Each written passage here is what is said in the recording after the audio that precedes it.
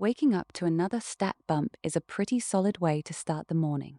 One extra point in spirit is nothing to sneeze at, especially when I've got a busy day ahead. Armored up and riding my Thunder Horse, I roll up to the Holy See gates to meet my new squad. Apparently, a 5 person team was handpicked for this little excursion. The crew consists of an ambitious countess and 3 eager viscounts looking to grind out enough merits for a promotion. They practically lose their minds when they realize who I am. Countess Sansa steps up to introduce herself, recalling our brief chat from the dinner party last night. Honestly, it's impressive she remembered me amidst all the chaos. I flip my helmet off to clear the air, and the whole group practically starts sweating from sheer starstruck panic. Reader, he did not expect them to treat him like a literal god. I take stock of the rest of the crew running businesses in spices, meat, and potions. The Pope definitely arranged this networking circle on purpose, so I might as well play along. We hit the road together, and their fancy mounts make my Thunder Horse look like a sad pony. Not that any of them dare complain, given they were farming goblins with me just yesterday. The non-stop adoring stares are starting to feel like a low-key psychological torture experiment. I can't even scratch my nose without 4 pairs of eyes tracking my every movement. After a full day of riding, we set up camp early and kick back by the fire to roast some food. Time to squeeze some actual logistics out of these eager beavers. I casually ask Sansa how much further we have to drag ourselves before reaching Thunder Canyon. Her answer hits me like a bucket of cold water. 2 whole days of travel at our current pace means a 6 day round trip if everything goes right.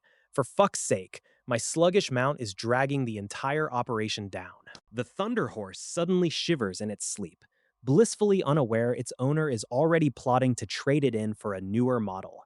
Capitalism waits for no beast. The real bottleneck is my total lack of proper night riding skills. Without beast taming techniques, I'm missing out on those sweet mutual attribute bonuses with my mount. Hattie breaks my train of thought by asking if this is my second time out on a real mission. I casually mention my past death-defying escapade with Winnie and the crew. Before I know it, Hattie has closed the physical gap until I'm breathing in pure lavender perfume. The martial arts tournament fame really turned my life into a rom-com nightmare. Groupies and fan clubs are fun until you just want to sleep before an 8 hour ride. I'll deal with the romance side quests once I'm at the top of the food chain. Hattie's subtle hints completely missed their mark, leaving her stranded in awkward frustration while our protagonist peacefully meditated through the night. Crane burned through 2 Thunder Spirit pills during his evening routine, netting a modest little bump to his overall power. The next day found our traveling band passing through a surprisingly wealthy village on the hunt for fresh supplies. Crane tagged along with the group, expecting a normal pit stop before getting back on the road. Instead of a peaceful hamlet, they walked straight into a waking nightmare where destitute wretches toiled in the mud like beasts of burden.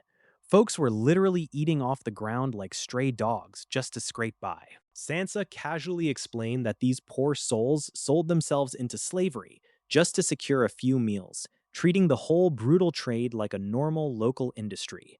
Honestly, it's a great reminder that medieval feudalism is an absolute meat grinder. They strolled right into the village square where a live slave auction was in full swing, featuring captives who looked completely dead inside. Crane couldn't be bothered to care about the human misery on display, keeping his eyes firmly ahead. The local village chief sprinted over in a cold sweat, terrified that these heavily armed nobles might slaughter everyone on a whim.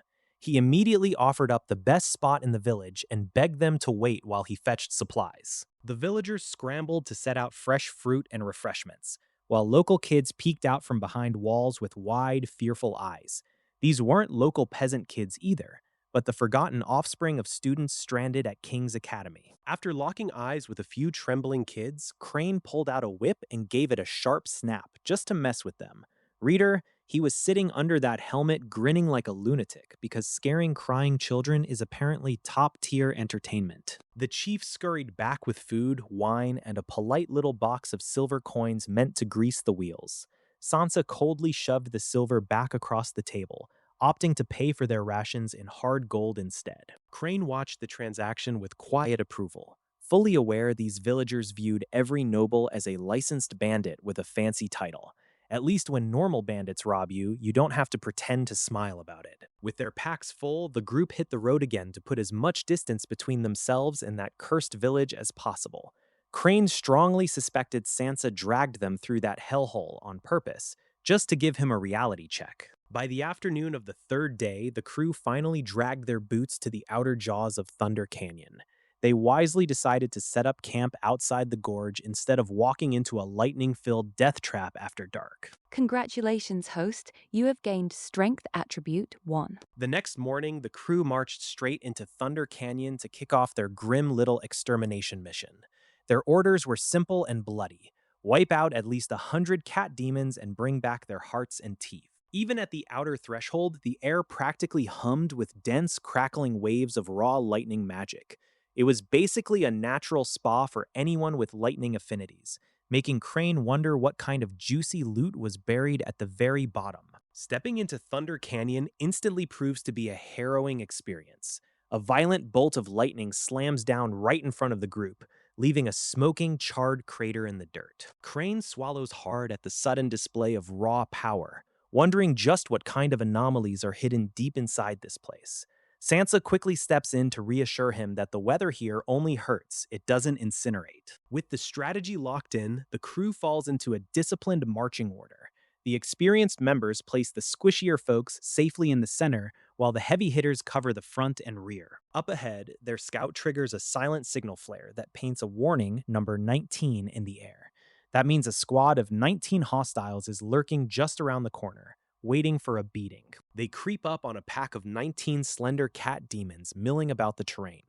The mix includes standard grunts, 2 creepy spellcasters, and 2 absolute units of mutated muscle leading the pack. Sansa maps out the assault on the fly, pointing out that the wizard beasts have a massive 70-meter perception range. She orders a strict 80-meter ambush to catch the freaks completely off guard. Henry creeps up to the edge of the threshold and begins chanting a heavy incantation. He cups his hands together as a massive, volatile fireball rapidly swells between his palms, glowing like a miniature sun. Right as the spell reaches its peak, one of the cat wizards stops its creepy cackling and snaps its head around. The bastard senses the elemental distortion, letting out a piercing shriek too late. The massive fireball plunges from the sky and detonates right between the 2 spellcasters in a blinding flash. It swallows half the pack in a roaring wave of concussive force and searing heat. Before the dust even settles, the squad charges straight into the burning wreckage. Crane surges forward and buries his blade directly into a cat demon's throat, putting it down in a single fluid strike. Sansa splits an unfortunate beast clean in half, and Hattie drops a double kill with a single piercing shot. The entire cat demon horde is taking heavy casualties before they can even draw weapons. The surviving wizard tries to crawl away and cast a desperate spell, but Marshall materializes out of the shadows. A quick dagger to the back of the neck permanently cuts off the caster's magical career. Sansa meets one of the massive brute cat demons head-on and casually swats it away with her shield like it's made of paper. Seriously, these oversized kittens picked the wrong fight today. 2 nimble grunts try to blindside Crane simultaneously, but he doesn't even break stride. A single horizontal sweep slices both of them right through the waist. Absolute cinema. Sansa finishes off her giant target and pauses to watch Crane work, her jaw nearly dropping. She knew he was talented, but the kid's combat movement looks like a 3-year veteran on hyperdrive. Deciding to sit back and watch the show, Sansa gets treated to a masterclass in slaughter. Crane ignites his lightning body technique, turning into a lethal blue streak that wipes out the remaining hostiles. Crane carves through the agile cat demons with terrifying speed and effortless strength. He moves like a natural predator, leaving the beasts zero chance to react. Sansa watches him slaughter the monsters without a shred of hesitation. She realizes that someone with this level of ruthless efficiency is dangerously cold-hearted. 9 cat demons lie dead by his hand alone, yet his breathing remains completely steady. Sansa finds his bottomless stamina utterly outrageous and inhuman. The party gets to work harvesting valuable fangs and claws from the carcasses. Cran clumsily hacks away, entirely unfazed by the gruesome nature of the task. He feels zero sympathy for these creatures since they are pure evil. They specialize in cutting open live prey and devouring their organs right in front of them. During the short rest, Cran secretly maps out how to ditch his teammates and head deeper into the canyon. He needs a clever excuse to break away without raising flags. Sansa snaps the group out of their break, urging everyone to hunt more cat demons before nightfall. Staying overnight here sounds like a total nightmare. Night in Thunder Canyon means hyper-aggressive beasts and a relentless lightning storm that drains your stamina. Cran realizes he can just use the night to slip away. The group spots a pack of Thunder steelback boars up ahead, and wisely gives them a wide berth. Fighting those lightning-charged tanks would be an absolute pain. Marshall suddenly comes sprinting back from a scouting run, looking terrified. He brings news of a massive cat demon clan blocking the path ahead. The Ahead Horde consists of 52 monsters, packed with sorcerers, big brutes, an assassin, and a warrior. Talk about a brutal roadblock. The party falls dead silent, realizing a single mistake here means getting slaughtered. Bypassing them isn't an option either, since the canyon walls are too narrow. Sansa breaks the tension by looking right at Cran and voting to take a gamble. She argues that clearing them now is safer than dealing with them on the way back. Henry immediately chimes in to back her up, saying it is the best chance to secure their mission and escape this death trap. The rest of the team quickly chimes in with agreement, showing zero hesitation or cowardice. Honestly, working with professionals who don't whine is deeply satisfying. With the consensus reached, the squad marches forward like a well-oiled machine. Reader, he didn't realize how chaotic this upcoming meat grinder was going to get. Sansa points out 6 cat demon sorcerers chatting near the camp's edge. She maps out a ruthless ambush strategy, assigning targets to each teammate. Marshall grins with supreme confidence and volunteers to eliminate 2 targets solo. His speed makes him the ideal executioner for the flanking guards. Without warning, Henry loses a blazing arrow across the distance at incredible speed. It punches straight through the first target's skull before they can react. Marshall lives up to his speed by creeping up in total stealth. He drives his scalpel into 2 throats back to back before either creature can drop their tea. Sansa leaps into the fray, cleaving 2 ordinary beasts into quarters midair. She shields against the giant brute and impales a sorcerer in one fluid sequence. Hattie charges forward like a crimson flash, her spear pinning a screaming grunt right through the chest. She rams the unfortunate meat shield straight into a sorcerer. I tap into my lightning body skill, turning into a streak of blue-purple static. I zip right past the frontline grunts to deliver a single, devastating blow. Everyone stays dead-ass calm after the opening strikes, flowing like the gears of a well-oiled murder machine. Not a single person misses a beat or drops their focus. A hulking cat demon warrior steps up to challenge Sansa, dripping nasty green venom from its claws. Reader, this bastard is a whole head taller than the grunts. A massive cat demon lunges right at me with claws that can shatter boulders. Its attacks are a frantic blur of swinging paws, driven entirely by sheer rage. One wild swipe catches my shoulder guard square on, leaving a deep, ugly scratch in the steel. Honestly, for a level 49 brute, the fella hits like a wet noodle. I parry the sloppy swings, step inside its guard, and lop off a giant paw in one clean stroke. The beast lets out a shrill scream that rattles my teeth. Before it can even hit the ground, I thrust 3 quick times straight into its heart, kidney, and throat. The heavy carcass drops like a sack of wet dirt. Henry watches from a distance with his jaw hanging near his boots. Look, I'd love to put on a show for the audience, but these level 49s just aren't that scary anymore. After I drop 15 grunts in a row, the rest of the cat demons collectively decide I'm Satan. They literally turn tail and start running away from me. Smart kids. Sansa finishes off her warrior in 3 minutes flat and rushes over to help Hattie. Together, the 2 powerhouses turn the remaining assassin into minced meat. The ambush against the ordinary cat demons is wrapped up in record time, proving the crew's combined efficiency. Sansa watches our boy Crane with entirely new eyes, realizing the kid is an absolute killing machine rather than deadweight. Hours melt away as the team painstakingly scavenges valuable materials from the fallen beasts under the afternoon sun. Pushing forward into the canyon, the party burns hours of travel time without running into a single hostile monster pack. Night falls with terrifying speed in this godforsaken gorge, forcing the exhausted group to scramble for a safe place to sleep. They manage to hole up inside a cramped natural rock crevice, drawing a hard line against pushing any deeper into the dark. Right as Sansa calls a halt, Crane suddenly thrusts his sword inches from her face without a second of hesitation. He casually sheathes his weapon, leaving a venomous rock snake skewered on the steel that almost took her head off. After clearing out a few more hidden vipers, the crew settles around a sputtering fire as total darkness consumes the canyon.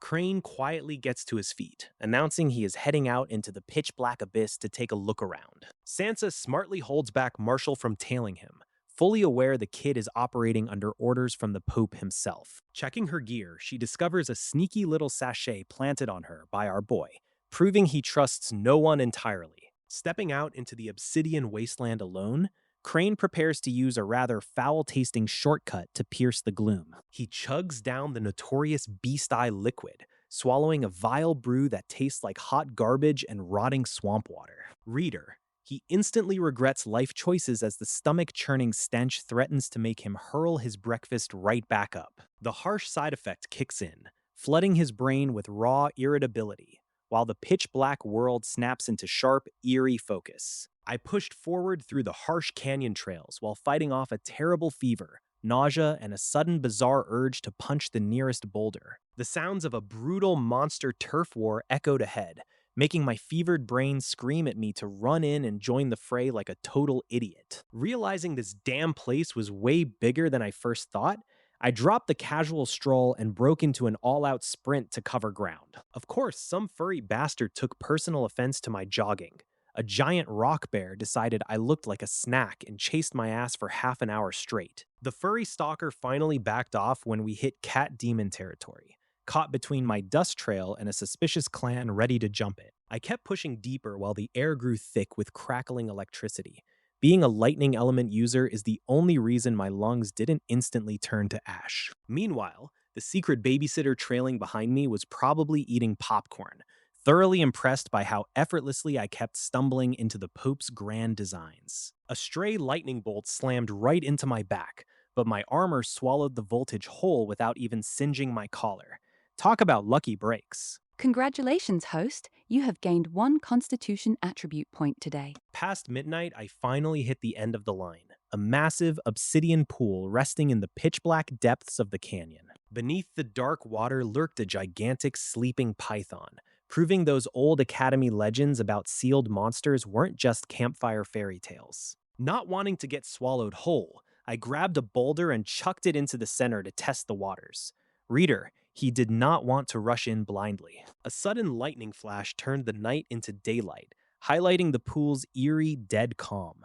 No giant jaws snapped out, no monsters awoke. Convinced it was safe, I waded into the freezing water. Sometimes you just have to trust your gut and dive into the sketchy, dark abyss. Subtle electric currents needled my skin, stinging like hell while aggressively supercharging my magical power with every second I stood there. Down at the absolute bottom, the giant shadow didn't even twitch, though static electricity danced quietly across its dormant, terrifying scales. Plunging deep into the sunless waters, my enhanced vision barely cuts through the gloom until I freeze. Just 5 meters ahead, an incomprehensible mass of black scales looms like a mountain in the dark. Pure dread tells me to bolt, but my brain kicks in. The colossal serpent isn't moving an inch, and a glowing pentagram seal is pressed right between its eyes. Reader, thank fuck it's safely tucked away in a magical timeout. Careful not to trigger any ancient taboos, I glide past the sleeping beast toward a faint pulse of light. Tucked away in the shadows is a prize left behind by the Pope himself, a glowing monster egg. My heart hammers against my ribs as I reach out to snatch the prize.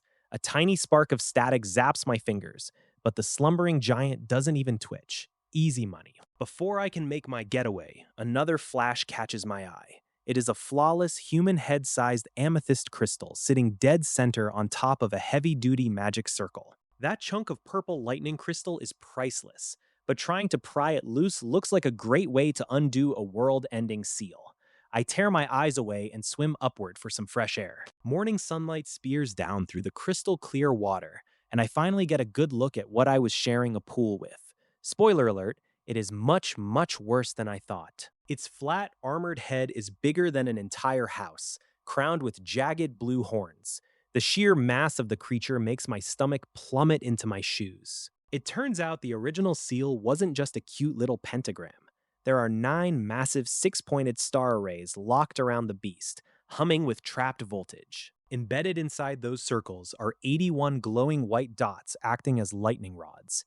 That is an entire grid of high voltage containment gear keeping this bastard asleep. The whole array acts like a massive battery, siphoning raw electricity straight out of the python's body. That stolen juice is what leaks out and causes the permanent freak weather across the canyon. I burst through the surface and suck in a huge gulp of air like a drowning man.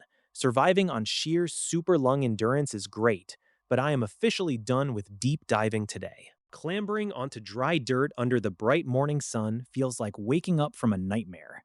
I survived a legendary ancient beast's holding cell and lived to tell the tale. I look down at the prize clutched in my hands. Unlike its terrifying parent, this Thunderpool scale python egg is a pristine, innocent shade of pure white. According to the lore, these mythical reptiles shift colors every time they molt and grow.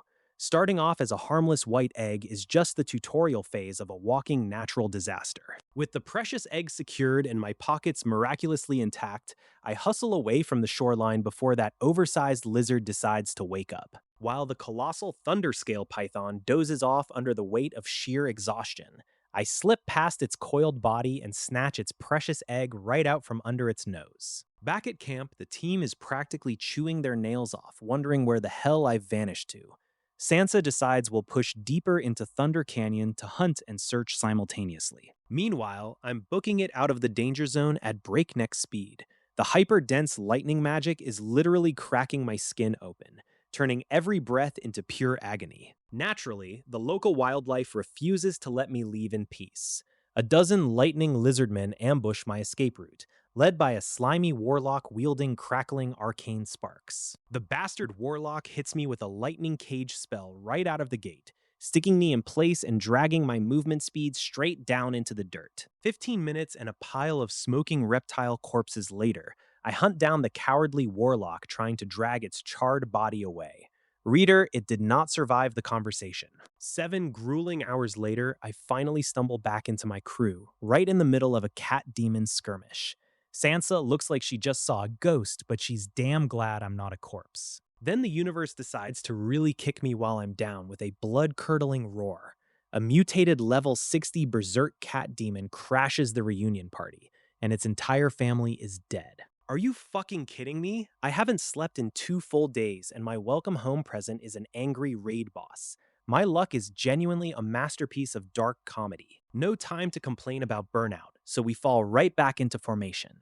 Sansa takes the point, Hattie and I back her up, and Marshall gets ready to sink a knife into something vital. The enraged beast ignores all tactical sense and charges straight at us like a freight train.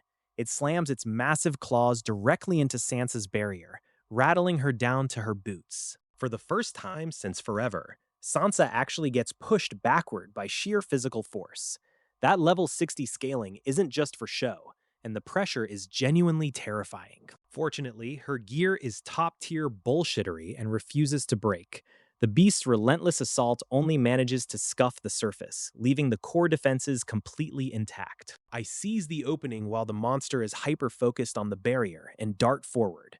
I drive my spear straight into its ribs, trying to bleed this overgrown feline dry. Marshall slips through the shadows for a vicious surprise strike, while Henry rains down heavy magic artillery from the back line to keep the pressure locked firmly on the boss. We're running purely on adrenaline, caffeine, and spite at this point.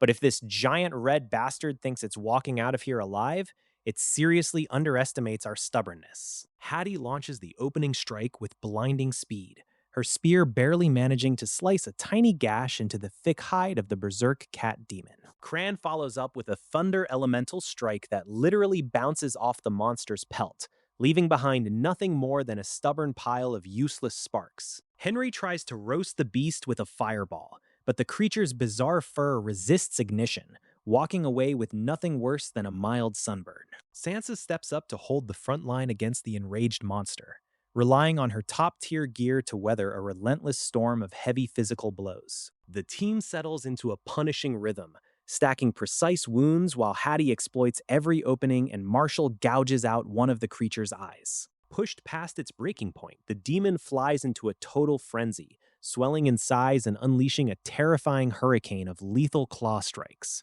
Realizing they are outmatched, both Sansa and Cran slam down emergency stat boost potions to supercharge their bodies for the brutal long haul. Disaster strikes when the pain-immune beast ignores an oncoming spear to land a devastating slash directly across Hattie's chest plate. The massive impact tears open deep, bone-revealing wounds that send Hattie crashing out of the fight, forcing her to chug a healing flask before passing out. Losing their heaviest hitter is a massive blow, but the veteran squad refuses to panic, keeping their deadly offensive rhythm locked in place. Marshall plunges a dagger into the beast's lower back before vanishing into thin air just as massive claws tear through his afterimage. Using a completely unlimited teleportation trick that defies all common logic, the assassin reappears safely to keep up the pressure. Meanwhile, Sansa's unique combat talent kicks into full gear, exponentially multiplying her power the longer this exhausting brawl drags on. With her stats hitting maximum capacity, she unlocks a devastating Battle Spirit Phantom ability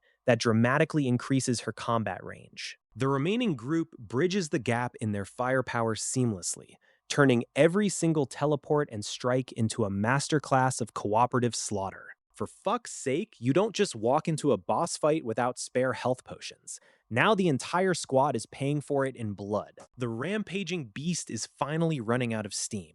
Its manic speed is tanking, and a flicker of lucidity returns to those bloodshot eyes. Seizing the opening, Crane channels 90% of his remaining mana into a brutal pinpoint thrust straight into its festering injury. Raya's vicious bleeding effect triggers at maximum capacity, draining Crane so dry he almost faceplants into the dirt. After a grueling hour of combat, Sansa delivers the Mercy Strike, ending the monster's miserable existence once and for all. Her overpowered combat buff comes with a brutal price tag, leaving her arm completely paralyzed and blackened with necrotic-like fatigue. Marshall scoops up the spoils of war at lightning speed before they can attract any more unwanted attention in this hellish canyon. They barely make it back to yesterday's shelter before dark, but the real nightmare is only just beginning for poor Hattie. The monster's claws carried a lethal, fast-acting toxin, and Henry's standard antidote barely slows down the encroaching poison. Reader, he is absolutely carrying this guilt on his shoulders,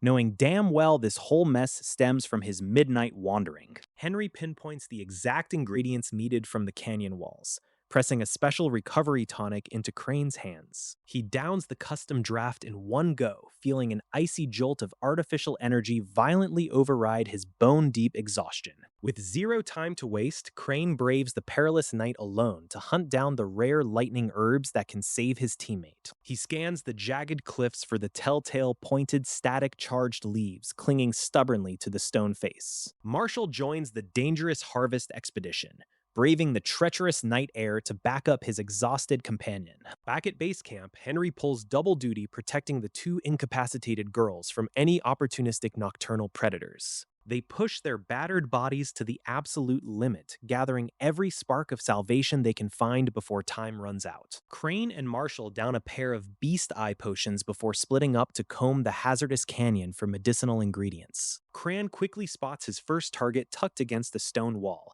though it is only the lowest grade of thundergrass available. Henry glances over at Sansa and demands to check her arm, gasping when he rolls back her sleeve to expose a horribly blackened limb. She has grown far too used to bearing the heaviest burdens in silence, but Henry immediately sets to work purging the dangerous blood clots. Meanwhile, Cran tracks down a valuable 4th-tier lightning herb, only to find a deadly thunder serpent perfectly blended into the rock. Even among magical beasts, this creature is uniquely lethal. Its potent venom can bring down beasts 2 whole tiers above it. Cran catches his breath, waits for the right moment, and hurls his thunder fang straight into the beast without a shred of warning. The enraged serpent lunges, but Cran ruthlessly seizes its neck and twists its head right off with raw, unadulterated strength. With the beast dealt with, he scales the high stone wall to harvest the rare thunder crystal flower, along with his thrown weapon. Cran packs up the corpse of the 4th-tier beast for its valuable parts and hurries back to rejoin the team at the crevice. He arrives just in time to see Sansa's ruined arm again,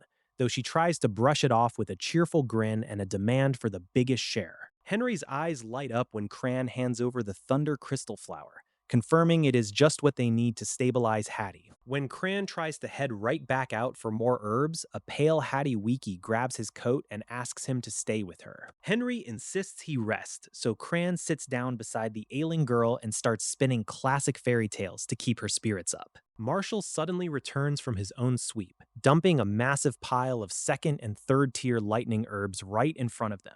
Without wasting a breath, the hyper-efficient assassin turns right back around to gather more supplies for the road. Honestly, what a machine. Henry gets to work mixing lightning herbs with volatile crystal powder, aiming to use their purifying properties to purge the dark poison coursing through Hattie's veins. Hattie's grip on my hand turns into a vice as the caustic powder bites into her open wound, sending waves of blinding pain straight through her central nervous system. To keep her from biting her tongue off, Henry jams a wooden block into her mouth while he aggressively packs the stinging medicine straight into the torn flesh. For 60 agonizing seconds, she weeps uncontrollably, her tears soaking the dusty ground while I can do nothing except hold her hand and pray she doesn't pass out. The worst of the storm passes as her breathing finally steadies and the color returns slightly to her cheeks, prompting Henry to pop a stabilizing pill into her mouth. Henry tells me to get some shut-eye to prep for tomorrow's trek, but I just kneel by her side, holding her hand while bone-deep fatigue hammers into my skull. Congratulations, host. You have gained 1 agility attribute point today. A system ping wakes me up after barely 2 hours, and staring down at a sleeping Hattie, I realize the girl actually cleans up quite nicely when she isn't dying. A few brainless beasts try crashing our camp during the dead of night, but Marshall and Henry slice through them like hot butter without breaking a single sweat. We break camp at first light and march hard, finally dragging our battered bodies out of that accursed Thunder Canyon by the afternoon. Fucking finally. It takes us 4 grueling days of dodging magical beasts and nursing our wounded to limp all the way back to the safety of the Holy Sea's stone walls. Back at the quarters, Milia throws open the door and practically tackles me with joy, her eyes lighting up like she just won the lottery. I skip the pleasantries, stumble straight into my room, and faceplant onto the mattress with a heavy thud, instantly slipping into a 10-hour coma. I wake up starving enough to eat a horse, and Milia hooks me up with top-grade monster meat gifted by Marquise Gin that tastes so damn good I inhale triple my usual portion. Milia chatters excitedly about the Holy See upgrading us to a much bigger house, her little hands flying as she packs our meager belongings into sacks. Checking my status screen, I see all 4 core attributes spiked by over 30 points during this hellish trip, leaving me stronger than ever. Surviving absolute brutality in Thunder Canyon actually paid off big time. All those near-death brawls seriously upgraded my physique and lightning resistance. Back at headquarters, Shadow spilled the details of my trip to the Pope. The old man actually got a good laugh out of my extreme paranoia. He decided to postpone our meeting until tomorrow, figuring I needed a solid day of uninterrupted sleep after all that chaos. Meanwhile, Melia and I rolled up to our absurdly huge new crib. Seriously, this place is way too extravagant for just 2 people. A whole welcoming committee of gorgeous maids rushed over to pledge their absolute loyalty. Look at the Vatican pulling out all the stops. Melia instantly hit full panic mode, glaring daggers at the new competition. Classic jealous girlfriend energy. You love to see it. I tossed all authority straight into Milia's lap, telling the maids to answer entirely to her. Let's see how she handles being the boss. Exploring the joint revealed 10 massive rooms, including a dedicated forge and training hall. Not a bad upgrade from living on the streets. Time to get down to actual business.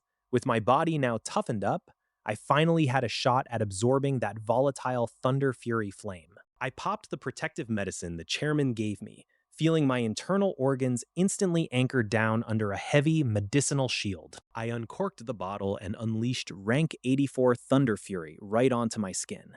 The numbing, burning shock hit me like a freight train. I maxed out my lightning summoning technique and sucked the raging inferno straight into my core. Reader, he did not hold back. Outside the training room, Milia whipped those maids into shape in record time. Nobody interrupts the master when he's grinding. A Vatican envoy dropped by with an official summons for tomorrow, which Melia politely intercepted at the front entrance. After 9 grueling hours, the raging storm finally submitted to my will. I'm officially walking away with a grade A elemental asset. Before I could test the flame in the forge, Melia intercepted me with the Pope's message. Looks like we have a VIP meeting tomorrow morning. With tomorrow's audience with the Pope hanging over my head, I knew I had to handle the Thunder Python egg issue later. But since I had a free evening, why waste time? It was straight back to the forge for a late night crafting session. Congratulations, host. You have gained Elemental Critical Strike Chance. Your current all attribute talents have increased by 1. I checked my sheet and nearly choked on my own spit. Even my space and time talents bumped up by 1 point. Who the hell gets random critical hits on universal fabric attributes like it is a clearance sale? I stepped into my designated workshop, popping open the roof to let the raw starlight pour directly into the star-picking furnace. With celestial energy supercharging my gear, it was time to put on a masterclass in metalwork. I dumped raw thunderous fury straight into the basin, turning the entire chamber into a roaring blue inferno. The metal materials heated up to scorching temperatures in the blink of an eye, melting down into a bubbling pool. I grabbed the purple thunder Vajra hammer, coating it in the crackling blue flames to hammer out every last impurity. The rhythm was hypnotic, the heat was ferocious, and honestly, reader, I completely lost track of time. 4 damn hours flew by in a blur before I finally blinked and looked down at the table. A fully refined 11 times magic sword blank sat right there, looking cleaner than a whistle and far too perfect for the time spent. Fueled by the sheer absurdity of the extraordinary flame, I sped through shaping, polishing, and assembly in another half-hour flat. I kept it to a basic model just so I wouldn't miss my morning appointment with the big boss. I tucked the finished blade away in the vault to sell later. This was my first ever 11 times refined magic weapon, and once I started cranking out brilliant tier gear, my bank account was going to explode. When the sun finally crested the horizon, I strolled right up to the Papal Palace.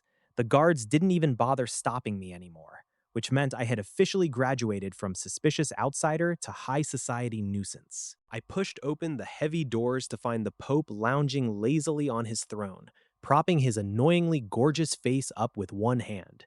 Seriously, for a supreme religious leader, the man looked like he belonged on the cover of a romance novel. Without waiting for pleasantries, I hauled out the Thunderpool scale python egg and plopped it right out in the open. The Pope's eyes instantly lit up like a kid on Christmas morning seeing his favorite toy. He looked at the egg, then back at me, wondering how I even managed to acquire it. Well, finding it was the easy part, but keeping the terrifying beast from eating my face off once it hatched was a whole different headache. According to the Pope, normal contracts wouldn't work on a beast this wild, meaning I had to rely on a sketchy blood pact. Day after day, I'd have to bleed on the egg, draw magic circles, and never let the damn thing leave a 10-meter radius for 49 days straight. So basically, I was signing up to be a sleep-deprived stay-at-home dad for an electric murder lizard. For fuck's sake, who invented these ridiculous pet taming rules anyway? When I casually asked him to pay for the setup services, the Pope damn near choked on his own amusement. He tried to intimidate me, but honestly, bullying a shameless freeloader like me is way harder than it looks. The Pope slides a weathered, archaic scroll across the desk and dives straight into a much darker conversation. He drops a bombshell, revealing that the Sacred Heart has undergone a monstrous and terrifying transformation. I honestly thought I misheard the man. The absolute pinnacle of the church just packed up and vanished? Apparently, the holy successor awakened the soul of a fallen angel, cured severe injuries, slaughtered the room, and bolted. Great, just fucking stellar. The church's golden child went evil, and guess whose face is first on the hit list? Before I can even process that threat, His Holiness casually announces he's shipping me off to the bloody front lines. Make up your mind, old man. You just told me to watch my back, and now you want to throw me into a war zone? He reassures me it's just for military experience to pad my reputation, since the army mostly hunts rogue monsters anyway. 6 months of prep time in the Vatican before deployment? Reader, he did not realize how terrifying I'd get by then. Before I leave, the Pope tosses me a handy magical pouch designed to safely haul living monster eggs around. Leaving the Papal Palace, I head straight for the restricted upper floors of the library to hunt down elite riding manuals. I sift through lightning attribute beast taming techniques, weighing raw strength against pure evasive speed. Since my mount moves like a brick, I grab the cloud flash technique to finally fix my abysmal travel efficiency. Word of my martial arts tournament victory has everyone staring, but I breeze right past the attention. I track down the registry board to secure a reservation with a high-level beast taming instructor. I lock in the appointment with Master Guden, taking another solid step toward absolute dominance. Back in my quarters, I wasted no time pulling out that strange beast egg and the creepy parchment the Pope handed me. The diagram looked like some ancient, unevolved Cthulhu spawn with way too many tentacles. Refusing to overthink the ominous vibes, I sliced my finger open and began tracing those twisted lines directly onto the egg's surface. To my absolute shock, the crimson strokes immediately vanished as if sucked right into the shell. The shell swallowed every drop of my blood without a trace, leaving a totally clean surface behind. I safely stashed the bizarre package away and dove straight back into grinding out my daily physical training. Meanwhile, down at the front desk, Academy admin Guden was casually scrolling through his ridiculous backlog of student appointment requests. He nearly choked when he saw a marquee noble's name staring right back in angry red text. Realizing a freshman martial arts tournament champion was trying to book him, Guden practically broke his mouse rushing to slam my name at the priority top. Kissing up to rising powerhouses is survival 101 in this academy. After a grueling day of attribute growth, I fired up the forge and somehow pumped out an 11 times refined magic weapon. Honestly, these legendary flames felt so obedient in my hands, it honestly felt like cheating. Zero resistance, zero backlash, just pure synergy, making my job ridiculously easy. Starting tomorrow, I'm skipping the small stuff and testing out hero-level equipment to see how far these flames can really go. The next morning, I tracked down Quinn to test my freshly upgraded combat prowess in the flesh. Walking up to him, I could already tell the old man's eyes were widening at the sheer aura I was accidentally leaking. Quinn sized me up and instantly dropped his relaxed mentor act, realizing I wasn't some fragile grass anymore. He looked at me like a massive hardwood tree blocking his path, knowing full well our power dynamic had completely flipped. Without holding back an ounce, Quinn erupted into motion and launched a vicious, overwhelming assault straight at my face. I stood my ground, casually parrying a storm of strikes that would have pulverized any ordinary swordsman. Poor Patch stood off to the side looking completely lost, unable to track even a fraction of our blade movements. The sheer kinetic violence of our duel had turned us both into invisible blurs of flashing steel. Up close, Quinn was having an existential crisis trying to match my raw physical stats. My basic, unenhanced swings were hitting like a runaway freight train, forcing him to empty his entire gas tank just to block. Barely 15 minutes in, and the veteran instructor's arms were swelled up like overfilled water balloons. He was terrifyingly close to getting his weapon disarmed by a kid who barely learned the style a couple of months ago. Sensing the exact moment the poor guy's pride was about to shatter into a million pieces, I gracefully reined in my blade and halted the match. Let's be real, a total shutout is a great way to make an enemy for life. Quinn stared at me in stunned silence, taking a second to realize I had actively spared him the humiliation of a loss. A slow, appreciative grin crept across his exhausted face because the kid he trained had officially outgrown him. Before the old man could fully recover his dignity, I pulled a little parting gift out of my bag to hand him. Reader, nothing softens the blow of getting brutally surpassed like a nice housewarming souvenir. Since the Vatican keeps flooding me with more monster meat than I could ever possibly eat, I decided to share the surplus. I told Quinn to send Patch over daily to grab some before it goes to waste. Quinn was completely taken aback by the practical gift, knowing how insanely expensive and hard to process high-grade monster meat actually is. He planned to spend all his potion money on it anyway. Though accepting my charity bruised his pride a little, Quinn realized being overly dramatic about it would be stupid. He swallowed his awkwardness and thanked me for the generous drop. After wrapping things up with Quinn, I didn't even get a breather before sprinting straight to my next commitment. Honestly, working non-stop every single day is starting to feel like a competitive sport. That evening, Quinn took his very first bite of the gift and immediately knew something was wildly different. The rich meat instantly shocked his long-dormant magic power back into a roaring current. Turns out this wasn't just a snack, it was a literal cheat code for his health. If he keeps eating this quality meat, the old man might actually rank up to Earl before graduation. Meanwhile, I finally met up with my riding instructor, and let me tell you, the man looked like a walking skeleton. Seriously, reader, I think the man's birth certificate was carved in stone tablets. Meet Gudin, a guy whose skin sagged so much he looked like he was well past 70. Turns out he was only 28, which just proves that overworking yourself will age you faster than milk in the sun. I stood there questioning every life choice that led me to this grueling academy. King's College clearly treats its students like medieval draft animals, and Gudin was Exhibit A. Gudin broke the awkward silence by asking how far along I was with the flash cloud beast taming technique. I admitted I started 2 days ago and was already hitting a brick wall with my mount. I told him I just couldn't form a mental bridge with the beast, mostly because I planned to ditch it for a better ride later anyway. Gudin didn't even bat an eye at my brutal honesty. Gudin nodded and said that's totally normal since I viewed the mount as a disposable rental car. If you want a genuine connection, you either treat them as a true partner from day one, or you can go the absolute ruler route and beat them into whimpering submission. Just make the beast fear you so intensely it reads your thoughts out of pure terror, and boom, total obedience. Good grief, this guy was speaking straight out of the villain handbook. For fuck's sake, Gudin, are you teaching horsemanship or running a Black Ops interrogation camp? Noticing my horror, Gudin casually assured me that monsters are ruthless and won't care about my feelings. Most people just opt for direct magical domination to save time. I agreed to learn the baseline method and figure out my own moral boundaries later.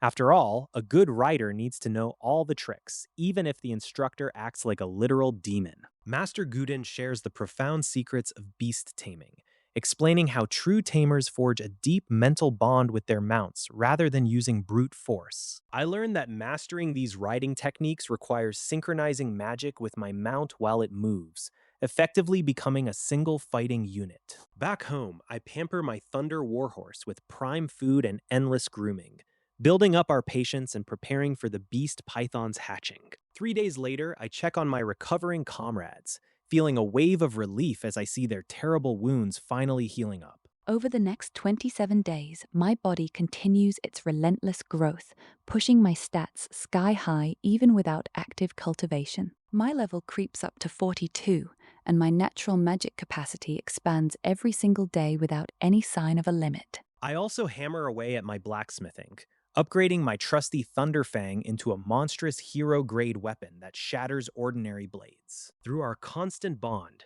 my warhorse leaps to the 4th tier, proving that a mount's potential directly scales with its master's strength. Relaxing in my private lounge inside the bustling Colosseum, I sip a cold drink while watching some poor Viscount get squashed by a Cyclops. The crowd goes wild as the announcers call my name, transforming the arena into a deafening sea of fanatical supporters. I step out into the blinding sunlight and lock eyes with my next opponents, 4 mutated berserker hounds trapped in the opposing cage. I casually unsheathe the Thunderfang, watching the massive blade pulse with lethal electric arcs, totally unfazed by the odds. Cran triggers a high-level arena match and unleashes 4 massive, foul-smelling rabid hounds into the combat zone. These giant beasts are far from mindless, packing terrifying tactical intelligence alongside brute strength. They instantly fan out to surround him from all 4 corners, completely eliminating any blind spots in their pincer formation. But Cran isn't about to stand still and wait to get dogpiled. Igniting his thunder body state, he aggressively seizes the initiative and sprints right at the nearest hound. The monster meets him head-on, expecting an easy meal. Instead of hacking blindly at its massive skull and risking a weapon jam, Cran aims for the slender limbs. His oversized blade lops off the beast's right leg in a single brutal stroke. The creature lets out a shrill shriek and crashes hard to the stone floor.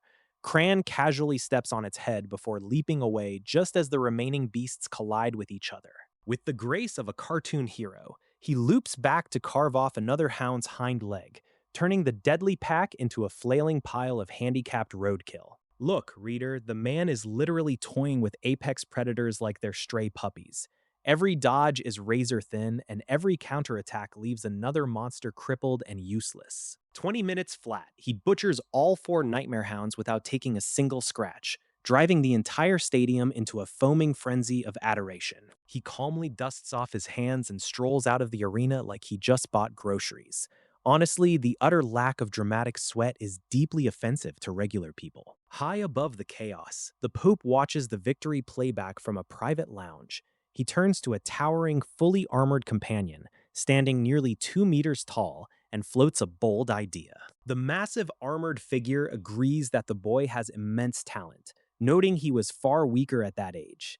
Deep beneath that steel shell, a crisp female voice accepts the monumental task. Fresh out of the match, Cran runs into Sophia right on schedule. She's clinging to him like cheap lint, but honestly, her presence scares off all the other annoying groupies. Since she doubles as an effective human shield against annoying fan clubs, he tacitly allows her to tag along. Romance? Maybe not, but she's damn good at crowd control. As they round a corner in the exclusive VIP passage, Cran stops dead in his tracks. A literal mountain of steel is blocking the hallway, and it definitely isn't a lost tourist. Only top-tier elites and monsters have clearance for this path, meaning this walking tank is here specifically for him. Talk about a very aggressive door-to-door salesman. The Iron Giant looms over him and drops a brutal truth bomb about his sloppy execution. You've got talent, kid, but your technique is trash, and you desperately need a real teacher. A towering figure in full plate armor intercepts me in the shadows, delivering a stern warning in a freezing, surprisingly feminine voice. Before I can even process who she is, an iron sword materializes in her hand out of thin air, and she orders me to draw my weapon. Facing her feels like standing at the base of an unshakable mountain, paralyzing me with a wave of terror that dwarfs any previous opponent. The suffocating pressure vanishes in a split second, and before I can even blink, her swift strike shatters my guard and knocks my sword away. She leaves me completely dazed by the sheer gulf in our power, casually offering to take me under her wing and teach me swordsmanship. I try to wrap my head around her sudden mentorship, realizing only someone connected to the highest authorities could possess such monstrous skill. She confirms my guess that she knows the Pope, but casually drops a bombshell that she answers to no one and walks as his absolute equal. Realizing an opportunity like this only comes once in a lifetime, I accept her offer and agree to meet her at the Papal Palace at dawn. Back at home, her terrifying sword strike replays endlessly in my head, keeping me tossing and turning until exhaustion finally takes over. Congratulations, host. You have gained 1 charm attribute point today. Look at that, another random charisma boost while I'm sleeping. At this rate, I'm going to charm every stray dog and bandit in the kingdom. The next morning, I bounce out of bed early and sprint straight to the Papal Palace, eager to start my brutal new training regimen. She is already waiting for me in the open courtyard, completely encased in heavy armor and surrounded by an eerie lack of palace guards. I draw my trusted Thunderfang, ready to show her what I'm made of, and unleash a sharp slash that cuts through the morning air with a snap. She watches my form coldly, pointing out that while my basics are solid, my swordplay completely lacks any personal style or identity. Reader, I stood there completely baffled because I didn't even know where to start looking for a sword style of my own. Crane kicks off his training by testing out a sluggish, bone-crushing power strike. It packs a massive wallop, but he instantly discards it because the recovery time leaves him wide open for a counterattack. He pivots immediately to a lightning-fast fencing style to see if speed alone can carry him through. Turns out, it lacks the raw stopping power he needs to reliably crush tougher opponents. For 30 straight minutes, our boy cycles through every weapon discipline known to man with effortless ease. The helmeted instructor watches in mounting shock as he copies each technique without breaking a sweat. Then he throws a plain, unflashy basic slash and suddenly locks up in place. Right there, a profound wave of deep satisfaction washes over him, because he finally senses what true perfection feels like. He turns to his stunned teacher and declares he has found his ultimate path. She stares back through her visor, absolutely baffled by how a once-in-a-millennium prodigy could settle for something so aggressively boring. She immediately flies off the handle, arguing that choosing basic moves is a staggering waste of God-given talent. Honestly, reader, she looks like she's about to tear her own hair out. Crane doesn't flinch an inch under her verbal assault and stubbornly doubles down on his choice. He's dead set on refining the absolute fundamentals until they become unbeatable. Realizing she's arguing with a brick wall, she finally relents and agrees to honor their original mentorship deal anyway. She figures he'll crash and burn soon enough on his own terms. He's genuinely taken aback by her reasonable attitude instead of getting a fresh batch of insults. Turns out, terrifyingly powerful mentors can actually be mature adults when they want to be. When she calmly asks for his reasoning, Crane lays out his grand vision. Every fancy martial art has glaring blind spots, whereas the foundational strike possesses a terrifying balance. She stops rolling her eyes and finally understands that this isn't laziness at all. The guy isn't lacking ambition, he's aiming for a level of perfection that practically no one ever reaches. Convinced he's a stubborn, lost cause, she decides to put his ridiculous work ethic to the ultimate test. She motions for him to follow and leads him deep into the facility's restricted bowels. They halt in front of a heavily reinforced chamber that looks straight out of a sci-fi thriller. The Vatican really spared no expense when it came to kitting out their underground torture chambers. She throws open the hatch to a room equipped with twin gravity generators designed to push the human body to its absolute limits. Training in here multiplies your gains by several folds, provided your organs don't rupture. She casually drops the bad news that every minute spent in this gravity sink is going to drain his personal balance. No freebies here. The Pope's special trainee still has to pay his own way. Crane just shrugs off the fee since earning points is child's play for him anyway. With a grin, he steps into the crushing pressure to begin forging his ultimate blade. Stepping inside the training chamber, Crane immediately feels a suffocating weight press down on his limbs, but he shakes it off to begin his grueling daily routine. Under double gravity, he knocks out thousands of sword swings without breaking his stride, proving just how painfully low this intensity has become for him. Emerging from the room, he catches his breath and casually tells his instructor that he is ready to crank the gravity up to triple tomorrow. The next test throws him into a raging river where he has to fight the brutal current, easily passing until 100-kilogram weights are strapped to his limbs. By the end of the day, his body completely gives out, leaving him to pass out cold on the roadside from exhaustion that rivals Quinn's brutal training. Meanwhile, the Pope checks in with the armored woman to see how Crane's exhausting trial went, curious about her expert assessment. She admits without hesitation that the kid's talent and relentless ambition are top tier, hinting he might actually surpass her one day. The Pope can't hide his shock, teasing her since he figured she forgot how to spell the word compliment, given her usual cold attitude. She remains unfazed by the jab, noting that while Crane is phenomenal, he is currently missing one critical element to keep him sharp. The Pope instantly groans in realization, knowing all too well that without a worthy rival to push him, a powerhouse like Crane will lose his edge. A brilliantly stupid idea pops into the Pope's head, and he fixes the armored woman with a look that screams trouble. She immediately senses a trap, demanding to know why the old man is looking at her like she owes him money. He casually suggests she strip off her bulky armor, pretend to be a teenager, and act as Crane's rival since they are roughly the same age. Ilya is left entirely flabbergasted by the sheer idiocy of the plan, though for fuck's sake, she actually agrees to give it a shot. The next morning, Crane walks in and nearly drops his jaw at the gorgeous silver-haired, blue-eyed stunner waiting in place of his armored instructor. When he gets caught staring, she threatens to gouge his eyes out, casually explaining she is the cousin sent to supervise his sparring sessions. Cran figured the two women couldn't be the same person and decided to let it slide. He stepped into the heavy gravity chamber to train, only for his new companion to march right in beside him. He expected a casual workout partner, but Julia casually unlatched a monstrous black iron greatsword that looked like it belonged on a giant's battlefield rather than a teenager's back. The blade was 4 meters long and a meter wide, making it completely unfit for human use. Yet she lugged it around like it weighed nothing at all. Curiosity getting the better of him, Cran asked to hold the blade. Julia obligingly handed it over with one hand, looking far too relaxed for someone holding a mountain of metal. The moment she let go, reality hit him like a freight train. An apocalyptic wave of gravity-defying weight slammed downward, instantly straining every muscle in his body. Reader, he did not think this through. The sword slammed into the ground with a loud thud, and Cran barely managed to jump out of the way before his arms gave out completely. Payback is a bitch, and Julia was more than happy to teach him a lesson for his stubbornness yesterday. She watched without lifting a finger as he nearly got crushed. Cran stared at her in utter disbelief, learning that this wasn't even a heavy training tool. She actually carried this unholy chunk of iron into real combat every single day. Even Shadow, watching the private feeds from afar, was left speechless.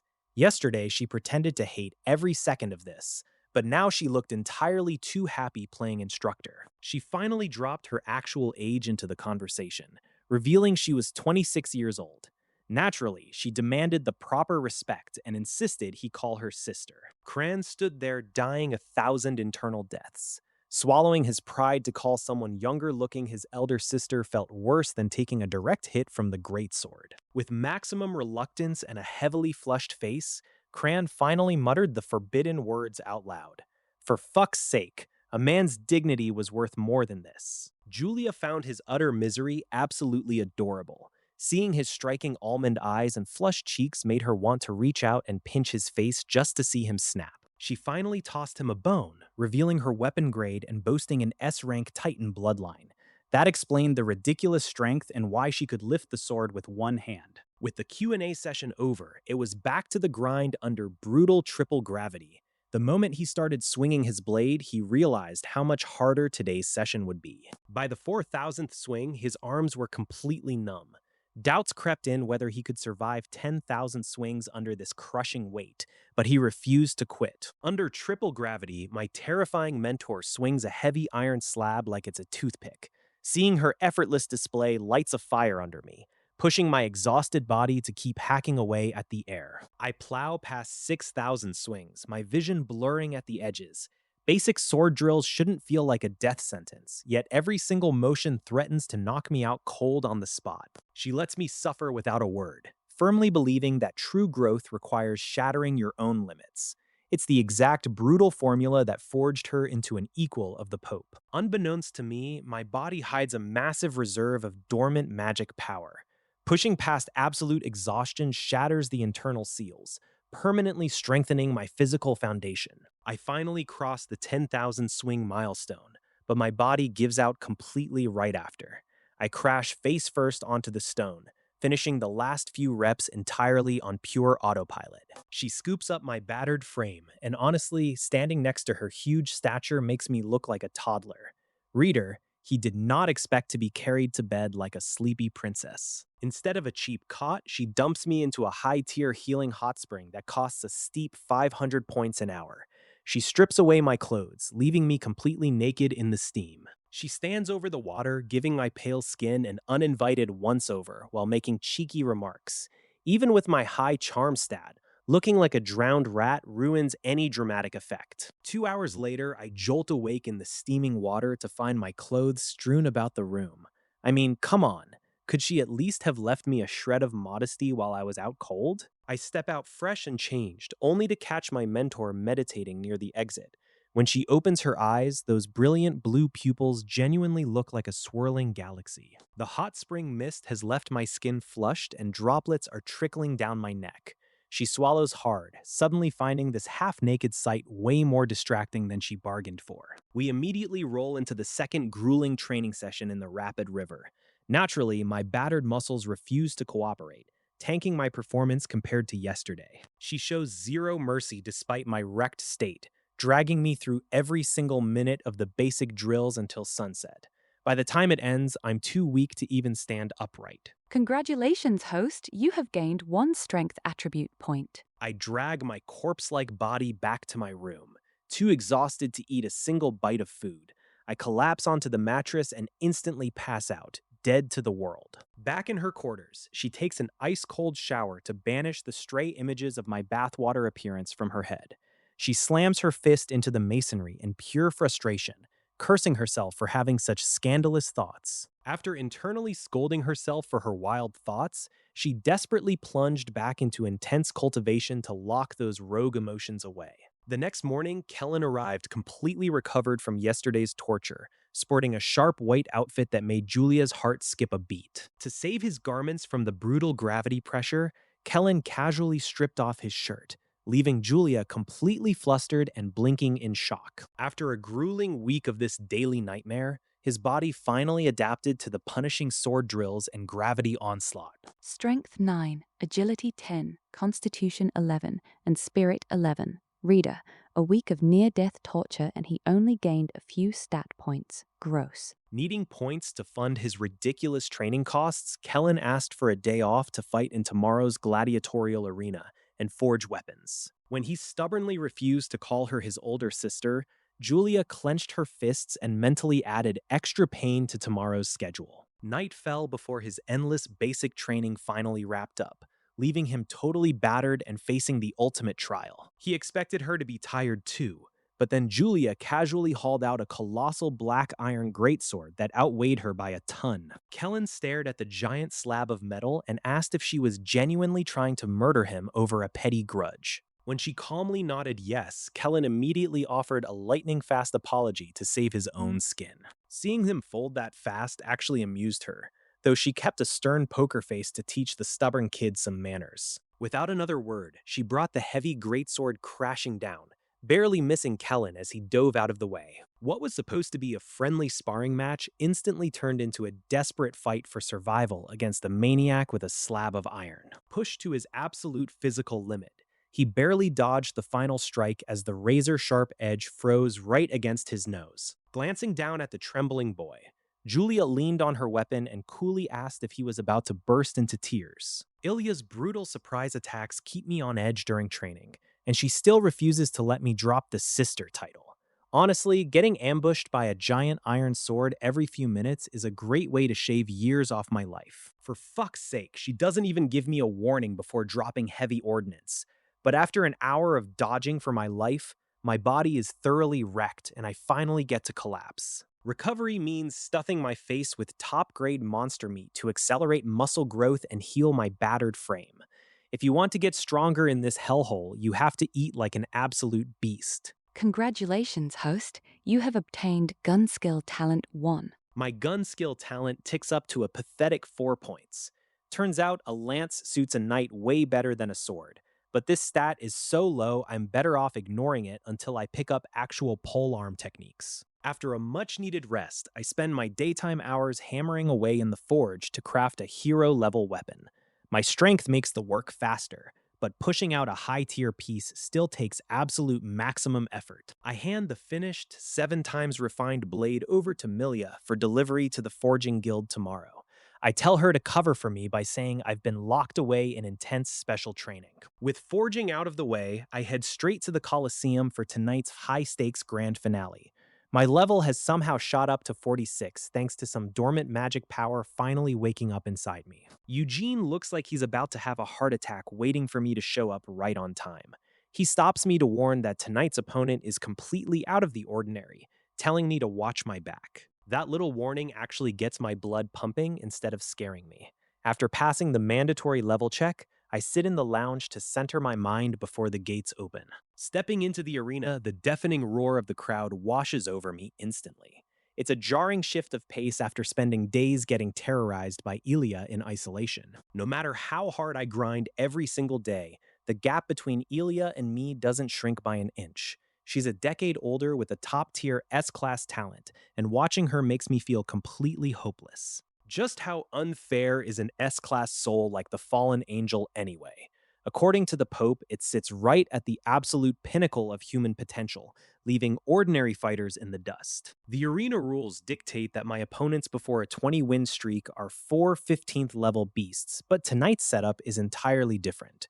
Since I'm pushing level 46, the cap for my foes is 60. Fighting a single monster past level 60 is already a nightmare for someone in my tier, let alone facing a group of them. Summoners rarely risk these beasts because their death inflicts massive backlash on the master. Eugene wasn't kidding around when he promised a special opponent tonight. This trial is going to be several times more lethal than anything I've faced yet, and I'll need every ounce of strength to survive. Stepping into the arena, Crane expects a normal match, but his blood runs cold when the opposite cage groans open. 2 level 60 Berserk Bohrmen stomp out into the dirt, heavily armed and overflowing with raw, terrifying power. Up in the VIP box, Ilya watches with absolute calm, knowing these hulking beasts are entirely out of their depth. Months of brutal training have turned our boy into a finely tuned machine, boosting his reflexes, danger sense, and combat IQ. He used to waste over half his output on sloppy movements, but now every drop of his physical strength translates into lethal efficiency. Blinded by centuries of human torture and hatred, the towering brutes throw all tactical sense out the window and charge straight at him. Crane can't even hide his disappointment. For supposedly intelligent humanoids, these two are acting like absolute morons. The baying crowd doesn't give a damn about tactical theory. They just want a messy, violent execution. The first beast swings a massive battle axe downward, but the strike is so telegraphic it looks like it's moving in slow motion. Crane casually sidesteps the lumbering blow, wondering if the oversized pork chop is trying to tickle him instead. Before the second brute can follow up with its warhammer, Crane exploits the massive opening in their lazy timing. With a single crisp slash backed by his newly refined swordsmanship, he lops off an arm thicker than his entire torso. The beast lets out a shrill shriek of pure pain, proving that these higher-level evolutions come with a healthy dose of cowardice. Tired of wasting breath, Crane drives his Thunderfang blade forward and cuts the screaming monster clean in half. The second brute tries to rally, but it's treated to a quick decapitation for its trouble, ending the fight in seconds. Walking back into the tunnel totally unimpressed, Crane runs straight into Sophia, who demands to know where he's been hiding. Hearing about Crane's upcoming classes at the Papal Palace hit Sophia like a truck. She realized the gulf between them was only widening, and she felt utterly left behind in the dust. She stared at him, bewildered by how much he had changed since they first met. Honestly, the man went from average-looking to an absolute masterpiece of a human being. Did he learn face-swapping magic or something? When Sophia boldly pressed him about whether he had a favorite lady in his life, Crane did some quick mental math.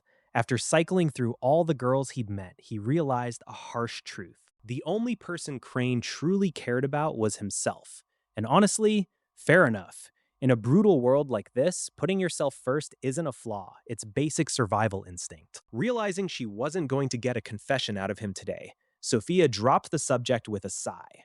She escorted him back before slinking away, feeling thoroughly defeated. Congratulations, host. You have gained Strength Attribute 1. The next day at the training ground, Ilya noticed an immediate and jarring shift in Crane's demeanor.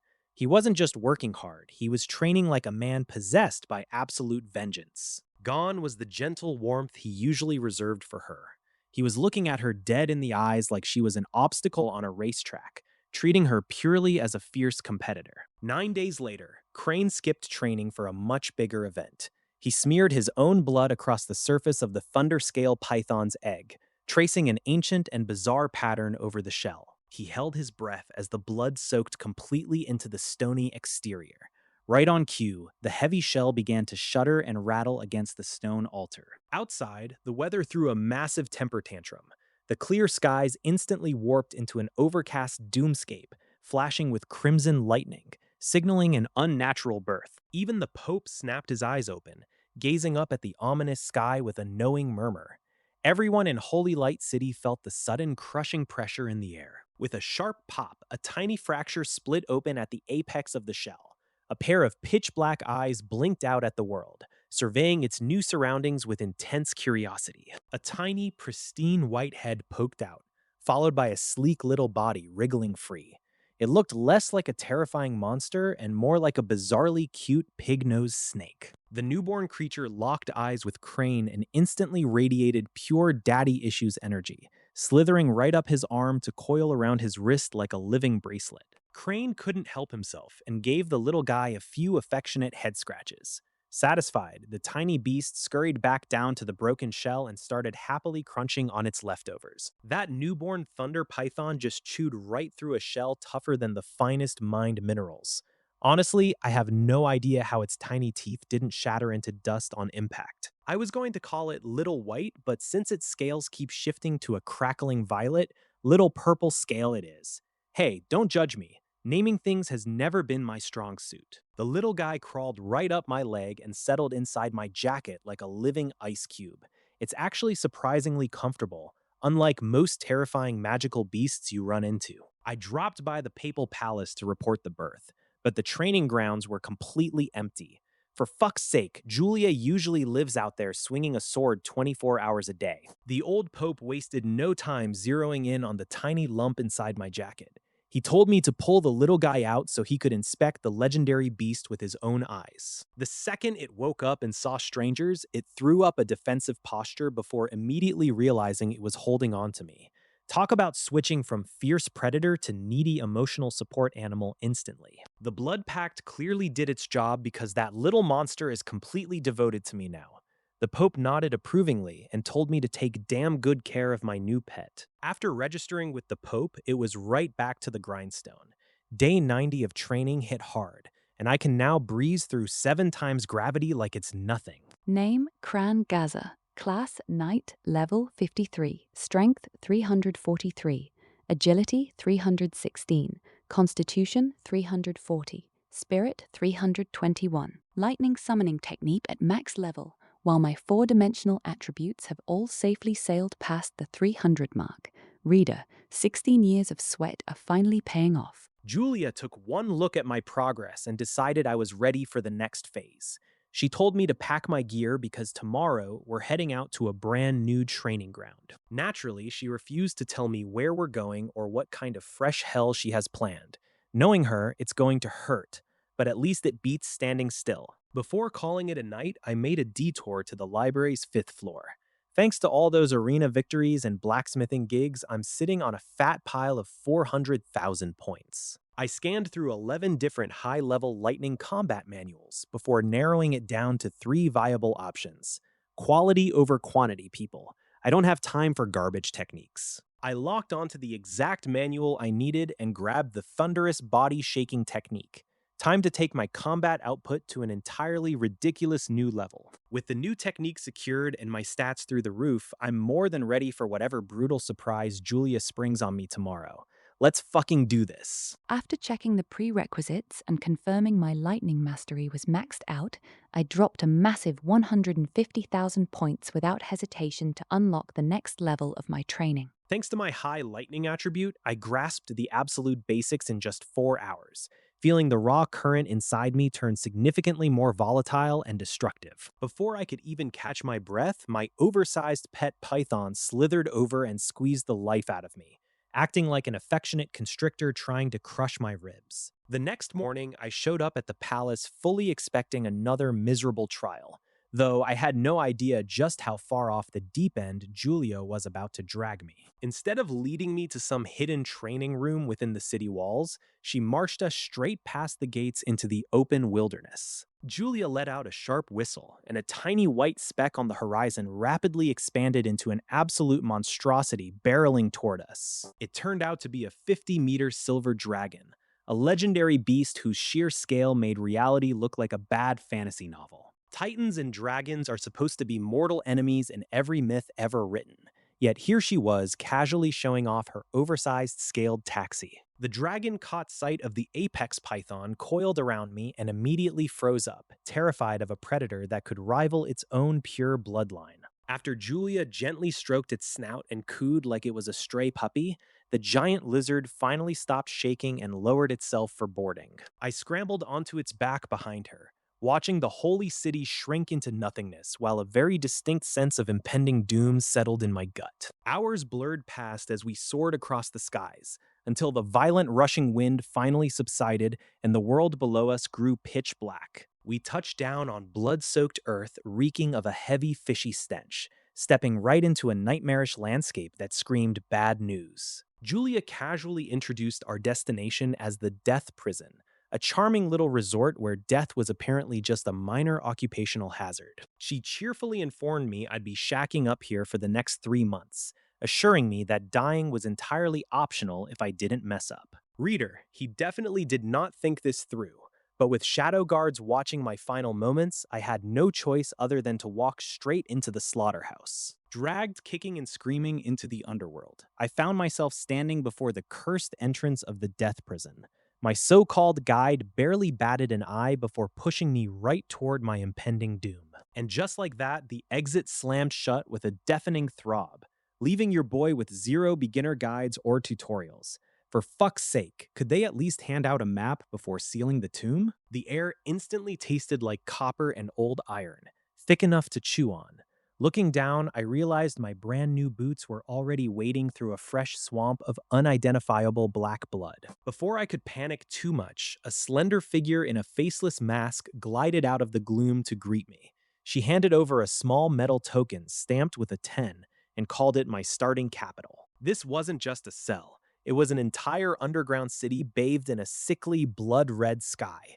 Murder happened every 10 paces, and everyone staring at us looked ready to carve me up for spare parts. My escort cheerfully explained that the outer slums were free-for-all death traps, but the inner city was a paradise, provided you paid a daily tax. Reader, he did not have a single coin to his name yet. With a casual wave, my masked babysitter ditched me right on the border of the rich district. Now I was completely on my own in a prison colony designed to bleed me dry. The inner city streets were cleaner, but the locals were just as unhinged. You had guys casually chatting while groping women and screaming matches echoing from every alleyway. My arrival instantly drew the attention of every vulture in the vicinity. They looked at me the exact same way middle-aged creeps leer at teenagers on the subway, and it made my skin crawl. Out of nowhere, a hulking woman with a head the size of a grizzly bear sauntered up to me. She oozed fake sweetness and pitched some special services paid in something called death energy. I gave her the coldest side-eye in my repertoire and kept walking without uttering a single word. Dealing with aggressive door-to-door salesmen in a blood prison was definitely not on my bucket list. Naturally, bruising an ego that large in a place like this meant I had just made a mortal enemy. But hey, when everyone here belongs on death row, making friends is probably a waste of time anyway. Word traveled fast, and soon half the district was eyeing me up like a piñata full of cash. Every single person I passed was scheming to drain my token dry. Instead of cowering, I ducked into a quiet corner to map out my strategy and gather intel. If I wanted to survive 3 months in this hellhole, I needed to learn how the local economy worked. A fresh brawl erupted just 20 feet away, complete with cracked bones and blood splattering against the neat brick walls. Just another lovely afternoon in paradise. Let them plot and let them stare. I came here with a purpose, and no amount of underworld scum was going to stop me. Time to show these convicts what a real nightmare looks like. Exploring the bustling inner city streets, I quickly discovered that the local businesses offered plenty of ways to turn a profit. But with only 3 months on the clock, I wasn't here to play merchant and get caught in turf wars. My search led me straight to the flesh processing workshop, a grim establishment that trades human corpses directly for death energy. The catch was simple. Better quality bodies meant a bigger payout, and that meant hunting in the outer city. I knew stepping across that boundary would make me a target for every vulture waiting for an easy newcomer. But hiding out in safety wasn't going to build my strength, so I walked right out into the danger zone. The moment I left the protected zone, the ambushers couldn't resist taking the bait and rushed right at me. Reader, they completely forgot that some newcomers bite back a hell of a lot harder than expected. I spun around and brought my greatsword down before my attacker could even blink, slicing his arm clean off in one brutal motion. Years of surviving hell have a way of sharpening your reflexes when it counts. A swift follow-up stroke sent his head rolling across the dirt right to my feet. Growing up in the Vatican hardened me enough that dropping a man in cold blood didn't even faze my stomach. I rifled through his pockets and fished out his identity token to test a little theory about looting the dead. Turns out my hunch was spot on, because these tokens could be directly plundered to boost your own balance. Holding the two tokens side by side bumped my balance straight from 10 up to 17 points. For fuck's sake, if you're going to try and mug a newcomer, at least make sure he isn't carrying a giant sword. I dragged the body back through the gates and dumped it right into the processing workshop to test the payout. Seeing a rookie haul in a corpse and turn it into raw energy made every single bystander instantly rethink messing with me. Just as I prepared for my next hunt, a suspiciously clean guy blocked my path with a smooth smile. Unlike everyone else here radiating pure murder, this fellow looked like he ran a high-end bookstore. He offered to share a vital piece of survival advice for free, claiming he admired my potential. I figured a free warning was worth listening to, even if his friendly demeanor felt entirely out of place. He dropped the hammer and told me that once night falls, terrifying wanderers wake up and slaughter everything moving in the outer city. If you dodge them, you live. If you don't, your corpse feeds the dirt. That bit of intel was easily worth keeping my head attached to my shoulders for another day. Naturally, the helpful bastard immediately tried to sell me another secret about death energy right after. He tried gouging me for 10 whole death energy points for the next piece of information. Look at this guy running a roadside seminar like a timeshare salesman in the middle of a death prison. I stared right back into his eyes and countered with a flat 5 points, calling his bluff. If the intel turned out to be garbage, I always had my greatsword ready to settle the difference later. He weighed the risk for a second before flashing a grin and locking in the deal anyway. With new rules learned and my blade sharp, my first day in the death prison was only just getting started. Crane hands over 10 death coins without a second thought, eager to buy whatever knowledge this sketchy local is selling. Monthly death tallies reset completely, converting every wasted soul into raw physical enhancement for whoever survives. That means the final day of every month triggers a massive bloody slaughter in the outer district as everyone scrambles to max out their stats. Reader, he did not think about the absolute chaos this monthly purge would unleash on his fragile survival plan. The broker tries to upsell him on some overpriced real estate, but Crane politely declines to throw his coins away just yet. He decides sleeping on the harsh cobblestones builds character, leaving him completely isolated as twilight settles over the city. A jet-black portal suddenly rips open overhead, heralding the arrival of something genuinely horrific. A gargantuan eyeball, ringed in wet, weeping flesh, emerges to survey the terrified masses below with absolute malice. Everyone freezes in absolute terror, smart enough not to run from a nightmare staring right down at them. The massive optics suddenly snaps its gaze straight onto Crane, stripping away every ounce of his privacy in a single second. It feels like standing stark naked in a hurricane of judgment, but thankfully, the gaze drifts away just as fast as it arrived. Night falls instantly without a single star or moon, plunging the death prison into an absolute suffocating void. Total darkness instantly triggers old childhood trauma, forcing him right back into those terrifying nights locked away in a suffocating black room. He forces himself to calm down, parking his ass right in the middle of the open road away from dangerous alley walls. A terrifyingly heavy footfall shakes the pavement, dragging iron chains that signal the arrival of something enormous from the outer ring. Congratulations, host. You have received an attribute critical hit, increasing all 4 main attributes by 1 point. A chime inside my head takes the edge off my mounting anxiety. Finally, the morning of a brand new day breaks across the sky. I stare up at a menacing crimson sky and scramble toward the outer city gates without wasting a second. The nights here stretch out for a brutal 16 hours, leaving a razor-thin window of daylight to actually get things done. Stepping into the outer sector demands absolute paranoia, because every breathing soul out here is a bloodthirsty target. In just 60 minutes of patrolling, I've already been forced into 3 separate life-or-death brawls. I show zero hesitation and drop every single attacker who crosses my path, stuffing their pockets for anything useful. Turns out these poor bastards are running on empty, carrying not a single ounce of death energy to loot. Over the next 5 hours, the violence escalates into a brutal gauntlet of 11 more ambushes and multi-attacker fights. Surviving the meat grinder finally pushes my death energy total up to 18 points. Every lunatic out here is fighting tooth and nail because they're completely out of energy, pushing sanity to the absolute brink. God only knows what kind of feral monster this place will turn me into after 3 miserable months. Knowing when to quit is survival, so I start my grueling trek back toward the safety of the inner walls before night falls. Naturally, every opportunistic scumbag decides to try and ambush me during the most vulnerable leg of the journey. My attacker panics instantly once he realizes my speed, power, and combat instincts completely outclass his own. I drag his freshly made corpse straight into the flesh processing workshop to cash in my daily harvest. Death energy, 104 points. I track down the same skinny guy from yesterday to figure out how to buy basic shelter and food in this hellhole. He casually tells me 2 deaths covers a bed, and 1 death buys a massive 10-pound block of meat. That's weirdly cheap for 10 pounds of flesh, which immediately makes me suspicious about what kind of meat we're actually eating.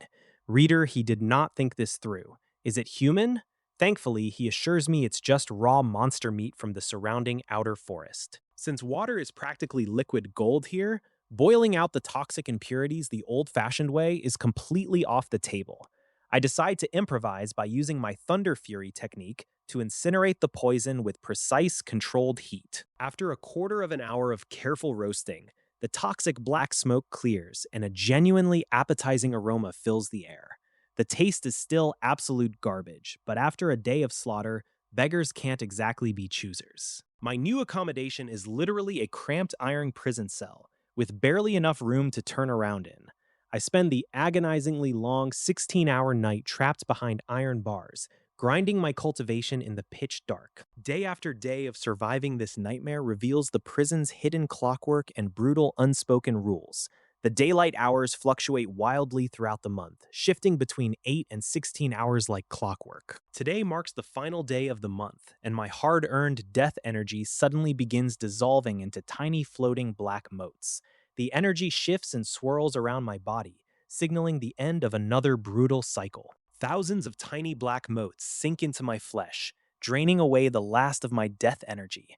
The population in this hellhole is plummeting, which means my supply is drying up fast. Strength 402, Agility 379, Constitution 401, Spirit 376, Swordsmanship 17, Hammer 9, Charisma 89. Thanks to my maxed out charisma, I somehow still look like a leading man despite smelling like a dumpster fire.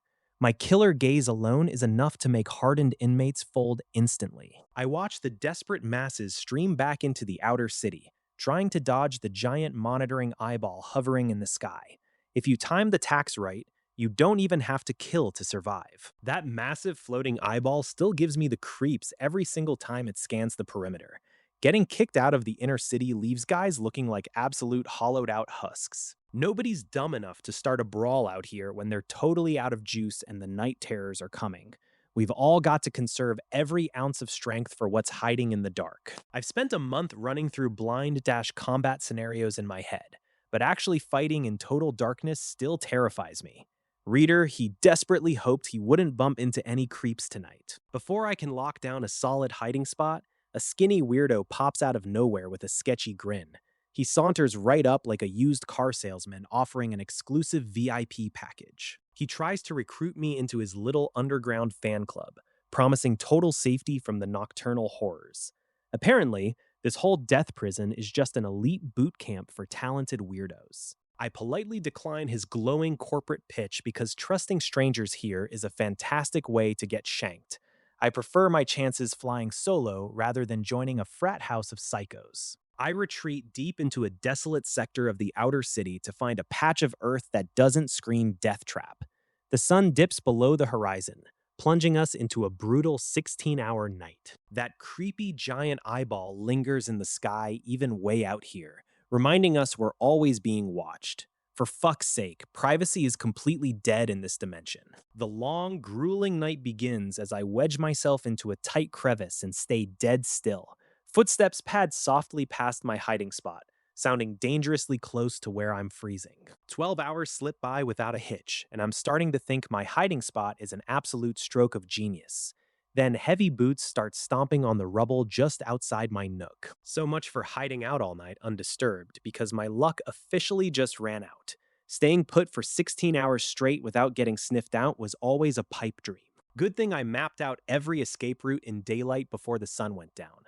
Let's see these wanderers try to ruin my evening. When the wanderers' heavy footsteps approached from the north, Crane bolted in the exact opposite direction.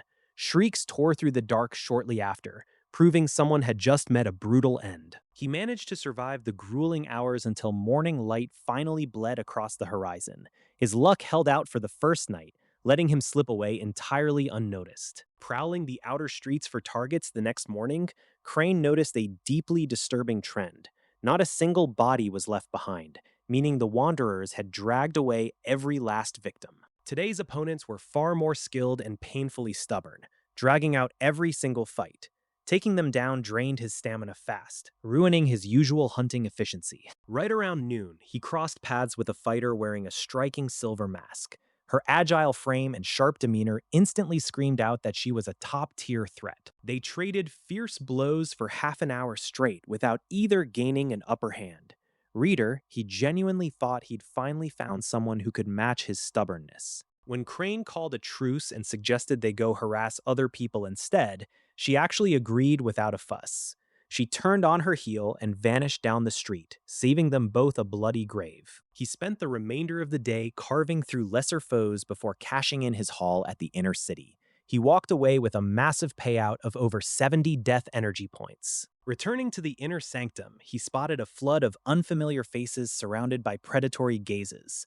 A massive wave of fresh meat had just been dumped into the prison. Strength 104, Agility 109, Constitution 113, Spirit 105, Lightning 1, Luck 1, Kendo 3. Maxing out his thunderous body technique triggered a massive spike across every single attribute. With his swordsmanship talent smashing past 20, his combat power skyrocketed. Gone was the cautious scavenger of previous weeks, replaced by an absolute menace who hacked down anything breathing. Turns out the final day of the month was cleaning day, where wanderers swept the trash. Escaping the nocturnal horrors, he ran into the masked woman again, now suffering from a brutal, claw-ripped gash. She looked like she had just tangled with a nightmare and barely crawled away. Recognizing his face, she lashed out instantly, but her horrific injuries ruined her form. He knocked her weapon away in a single strike, leaving her frozen with the cold dread of impending death. Instead of executing her for scraps, he offered to smuggle her back into the safety of the inner city. Killing an exhausted, half-dead fighter simply wasn't worth the miserable energy yield. After a brief, bitter standoff, she angrily ripped a brilliant-grade ring off her finger and tossed it at him as payment. She owed him a massive favor, and she dang well knew it. Before parting ways, the injured girl reveals her trump card is a scale armor ring with built-in spatial storage. It's a lifesaver that blocks heavy hits, and my sticky fingers immediately start doing the math on how to steal it. After confirming her wounds came from a brutal wanderer attack, I wisely drop my murder plot and head back to the inner city. We part ways with a quiet nod, leaving each other to our respective business. Back at the Papal Palace, the bigwigs are losing their minds over my deployment to the death prison. They act like doting mother hens, totally panicking about my delicate mental state taking a hit. Thankfully, my handler shuts down the nervous old man by reminding him of my uniquely brutal upbringing. Honestly, reader, I've survived worse things than a spooky dungeon, so they really needn't sweat it. While they're busy clutching their pearls, I've been tearing up the death prison for 3 whole months. I've cleared almost every single zone except for one absolute nightmare of a location. That final frontier is the notorious duel arena, where winning brings massive riches and losing brings an immediate, gruesome death. The matchmaking here is totally rigged, and running into a veteran with 100 consecutive kills is a very real possibility. I ultimately decide to pass on the deathmatch because staying alive beats a flashy grave every single time. My pockets are already stuffed with enough loot from the outer city anyway. Just as I'm coasting toward the finish line, my grand exit strategy gets completely blown wide open.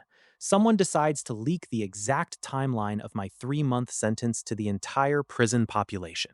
Suddenly, every single inmate in this wretched pit realizes we're just farm animals here to feed elite geniuses. Overnight, I go from an ordinary visitor to public enemy number 1 across the entire facility. I track down the slimy culprit responsible for broadcasting my departure date right to his doorstep. The smug bastard casually demands a grand of death energy just to name the client, which is a hard pass from me. I might not buy his overpriced gossip, but I lock his exact face and aura into my memory bank. Consider this a permanent rain check, pal, because I will definitely circle back for payback later. Knowing I've got a massive target on my back, I ditch my usual quarters and splurge triple the rent for a safe hiding spot. Venturing out into the streets to hunt now would be a masterclass in stupidity. I spend my remaining days entirely indoors, grinding my cultivation while sitting on a massive pile of unspent life energy. I've got enough fuel to last me ages, but a much bigger ticking clock is fast approaching. The real panic sets in when I realize what happens on the final day of the cycle, during the mandatory cleaning event.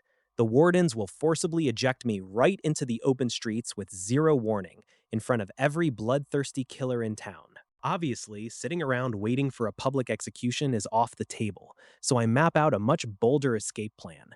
I need to bolt straight out of the inner sanctuary before the cleaning sweep even starts. Instead of risking my neck lingering in the dangerous outer districts, I'll bypass them entirely and dive straight into the outermost forest.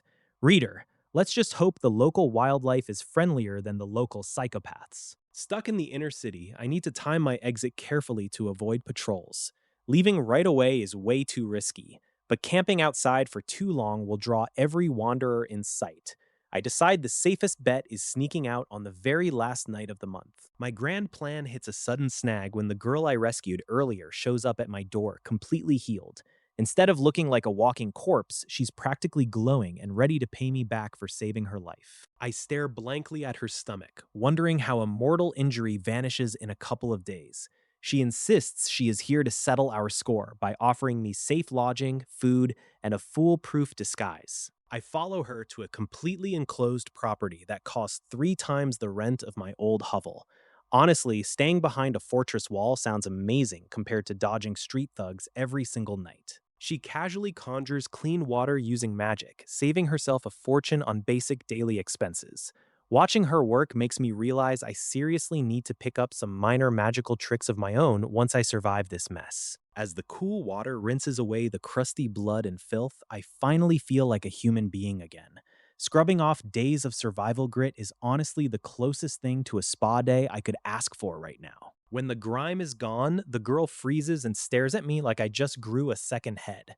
Apparently, underneath all that mud and desperation, my natural face looks way too pretty for her own good. That look in her eye spells total disaster for my dignity. Before I can even object, she pulls out a bottle of perfume and starts planning a total makeover without my permission. Reader, he did not think this through. She hands me a mirror and I stare at a lovely, dolled up young woman staring right back. My hands shake with pure betrayal as I realize my manly disguise has turned me into a cute anime girl. She bursts into wild, uncontrollable laughter while holding her sides at my expense. I am standing there vibrating with concentrated rage while she wipes tears of joy from her masked eyes. She leans in close, comparing our heights and acting like we are a pair of fashionable sisters. Next thing I know, she whips out a measuring tape to custom tailor a brand new outfit for my new persona. After calming down from my existential crisis, I hand over one of my spare shirts for her to chop up. I retreat to a dark corner to change, only to find her staring right at me like a hawk. She crosses her arms and loudly justifies her blatant staring by claiming she can't trust me not to ambush her. Because clearly, a guy in full makeup is an elite combat threat waiting to strike. I quickly slip into the altered crop top and turn around to face her judgment. Honestly, with the right clothes and makeup, the transformation is so thorough that nobody on the street is going to recognize me. She stops dead in her tracks and stares at me in utter silence, completely awestruck. She finally stammers out that the look is shockingly convincing and warns me not to let any creepy strangers take advantage of me. I breathe a massive sigh of relief knowing I don't look like a total freak show. Now comes the real challenge. Figuring out how a master blacksmith is supposed to walk around looking like a delicate maiden without carrying a giant sword. I slammed the star-picking furnace onto the table and got straight to work.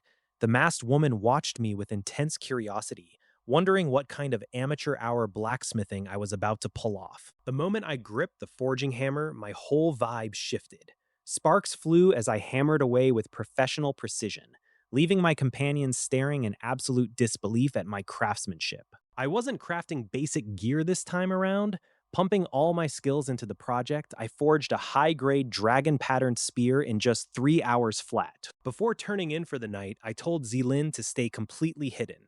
If anyone saw the little guy wandering around, my whole cover story would go up in smoke. We planned to waltz into the inner city tomorrow morning pretending to be newlyweds. But for tonight, I wasn't dumb enough to wander straight into danger while patrols were swarming. I waited out the night indoors until the final hour before dawn. Reader, he did not wait long enough to avoid trouble, because my luck ran out almost immediately. Heavy footsteps started tracking me through the dark like a heat-seeking missile. No matter how fast I bolted, these wanderers locked onto my location and refused to shake me. A blood-curdling scream echoed through the night as a colossal abomination closed the distance. The stench of rotting corpses hit my nose before I even caught a clear look at it. I drew my Raya sword and slashed straight into the monstrosity, pumping my lightning attribute to its absolute limit to catch a glimpse of the horror standing in front of me. What I saw made my stomach churn into knots. The thing was a mountain of fused limbs and rotting flesh straight out of an absolute nightmare. Regular slashes barely scratched the bastard, so I immediately switched tactics. I wrapped Thunderfang in roaring flames, knowing fire had to be its weak point. The moment the fire flared up, the Wanderer shrieked and actually backed away. I had found its kryptonite, but I needed to put it down before its buddies showed up. Enraged, the monster lunged forward and swiped me across the chest. That single hit sent me flying through the air like a rag doll. The sheer physical power was staggering. I picked myself up off the dirt and cursed under my breath. The bastard was passively absorbing bloodstains off the ground to heal its wounds mid-fight. No wonder my fire attacks weren't finishing it off for good. The damn thing had built-in lifesteal running on autopilot. Staying here to trade blows was a losing battle. I had to create distance right now and rethink this entire fight before more of these freaks joined the party. Realizing he cannot crush this anomaly quickly, Cran hurls a parting blast of compressed lightning and beats a hasty retreat into the shadows. As the first red streak of morning paints the sky, the terrifying monster drops its aggression and abruptly retreats without a backward glance. Cran wisely abandons any reckless thoughts of chasing it back to its lair, instead staking out the arrival route for the fresh batch of newcomers. He casually swats away a pair of opportunistic idiots trying to ambush him during his stakeout, barely breaking a sweat. An hour later, he tags along behind the guide woman and her flock as they finally cross the threshold into the dangerous inner city. The moment he steps inside, a repulsive freak covered in fresh gore creeps up and starts sniffing the air around him like a starved hound. When the creep reaches out a filthy paw, Cran answers with a brutal slap that drops the bastard straight to the ground, foaming at the mouth. Not long after, a notorious arena champion approaches with a sneering offer of protection, expecting the gorgeous newcomer to gratefully submit. Reader, he did not find this charming in the slightest, and simply turned his back on the arrogant clown without a single word. Dealing with endless waves of horny degenerates is exhausting, but it plants a wonderfully chaotic little seed of inspiration in his head. If these creeps want to treat him like prime prey, he is more than happy to trick them into slaughtering each other for his amusement. He runs into the same thin scavenger from earlier, who freezes mid-sentence the moment those striking eyes lock onto him. Cran puts on a masterclass performance as an annoyed rich lady, staring down the pathetic simp with sheer, unadulterated contempt. The desperate fool immediately starts babbling and offering free intel just to stay in her good graces, completely unaware he's simping for a guy. Brushing off the pathetic display, he slips away and rents a room right next to the masked guide woman, keeping up the charade. The next morning, the grind resumes as our disguised protagonist heads out to hunt down monsters and rack up that precious death energy. Who needs fancy martial arts when your stats are completely broken? Our hero crafts a massive, over-engineered steel spear and sets out into the brutal outer city to test it out. His very first encounter ends with a delightfully messy explosion of gore. The enemy's weapon shatters like glass, and the poor bastard gets cleaved right down the middle in one blow. He stares down at the bloody mess and decides he needs to work on his technique. After all, hacking people in half with a spear just feels like poor form. He spots his next target wandering around completely oblivious and puts the oversized spearhead right through his chest without missing a beat. Soon enough, a trio of grinning thugs tries to run their usual scam on him. Reader, they completely failed to read the room before picking their target. Before the gang can even drop their tough guy act, a blindingly fast thrust punches straight through the leader's neck and drops him dead on the spot. He follows up with a savage horizontal sweep that takes off the remaining two heads and leaves a massive gouge in the brickwork behind them. Another squad wanders into the crime scene moments later and sizes up the carnage. The second in command immediately realizes they are dealing with a total monster. Without wasting a single second debating it, the terrified crew turns tail and sprints away from the area like their lives depend on it. Night falls, and he runs into a genuinely dangerous customer, a sadistic veteran survivor straight out of the bloody dueling arenas. The psycho gets a perverted thrill out of torturing people to death, and he starts mentally picturing how much fun it will be to break our hero's limbs. He doesn't even bother waiting for the villain's monologue. A sudden, lightning fast thrust sends the scarred brute stumbling backward in sheer shock. A relentless storm of raw physical power rains down on him, completely shattering his rhythm and leaving him unable to mount any kind of counterattack. Realizing he is entirely outmatched, the sadistic veteran completely loses his spine and begs to become his obedient pet. Our hero ignores the pathetic begging and smashes his weapon straight through the enemy's heavy axe, snapping the wooden shaft in two. He finishes the job with a dozen merciless stabs to make sure the bastard stays down. Turns out that arena survivor was tough, but not tough enough. As the final day of his brutal imprisonment arrives, Crane absorbs the last reserves of death energy. His physical vessel shudders violently as another massive wave of attributes floods his system. Every single core stat pushes past the 500 mark. The efficiency drop confirms that staying any longer would be a waste of time. Trading his soiled prison garb for civilian clothes, he prepares to finally step out of this nightmare. Surrounding inmates stare with bitter hatred, keeping their distance out of sheer terror. The masked warden lingers in the shadows, sending him a chilling parting look that promises a future reunion. She knows a monster when she sees one. The heavy prison doors finally crank open, flooding his sensitive eyes with blinding daylight. 3 months in the dark make the sun feel like a physical blow. Waiting outside is Ilya, but her welcoming smile vanishes the second she meets his eyes. A terrifying, razor-sharp aura radiates off him, making her skin crawl. He flashes a perfectly normal, cheerful smile, which somehow makes him look 10 times more unhinged. Honestly, the man looks ready to murder everyone within a 5-mile radius for looking at him funny. Climbing atop the Silver Dragon, they blast off into the cold upper atmosphere. The foul stench of death finally fades away, replaced by crisp, biting, high-altitude air. Hours later, the gleaming towers of Holy Light City break the horizon. Stepping back onto familiar streets should feel like a homecoming, but his mind remains locked in combat mode. Civilians freeze in their tracks and frantically scatter the moment he walks past. That suffocating stench of blood and murder is hard to hide, even under a handsome face. He strides straight to the papal palace without wasting a single second. The guards at the grand entrance instantly move to block his path. The guard opens his mouth to yell, then freezes dead in his tracks as recognition hits him. He stares in absolute horror at what 3 months in prison did to a once noble lord. Without missing a beat, he pins his marquee medal to his chest and demands an audience with the Pope. The guards are too terrified to ask questions and immediately wave him through. Pushing open the heavy chamber doors, he steps before the Pope himself. The leader of the Vatican takes one look at his feral aura and breaks into an amused smile. The Pope grants him a week of well-deserved rest before the upcoming military conscription trials. Elite soldier selection is right around the corner, and his performance will dictate everything. Accepting the orders with a crisp nod, Crane prepares for his next bloody assignment. Give the man a break, though. His brain is practically melting from the grind. The Pope points out that I haven't rested a single day since arriving here, running on pure adrenaline and endless trials. Honestly, I hadn't even noticed the exhaustion, feeling completely fulfilled by my brutal path. Given the green light to take a break before my upcoming assessment in a week, I finally head back to my quarters.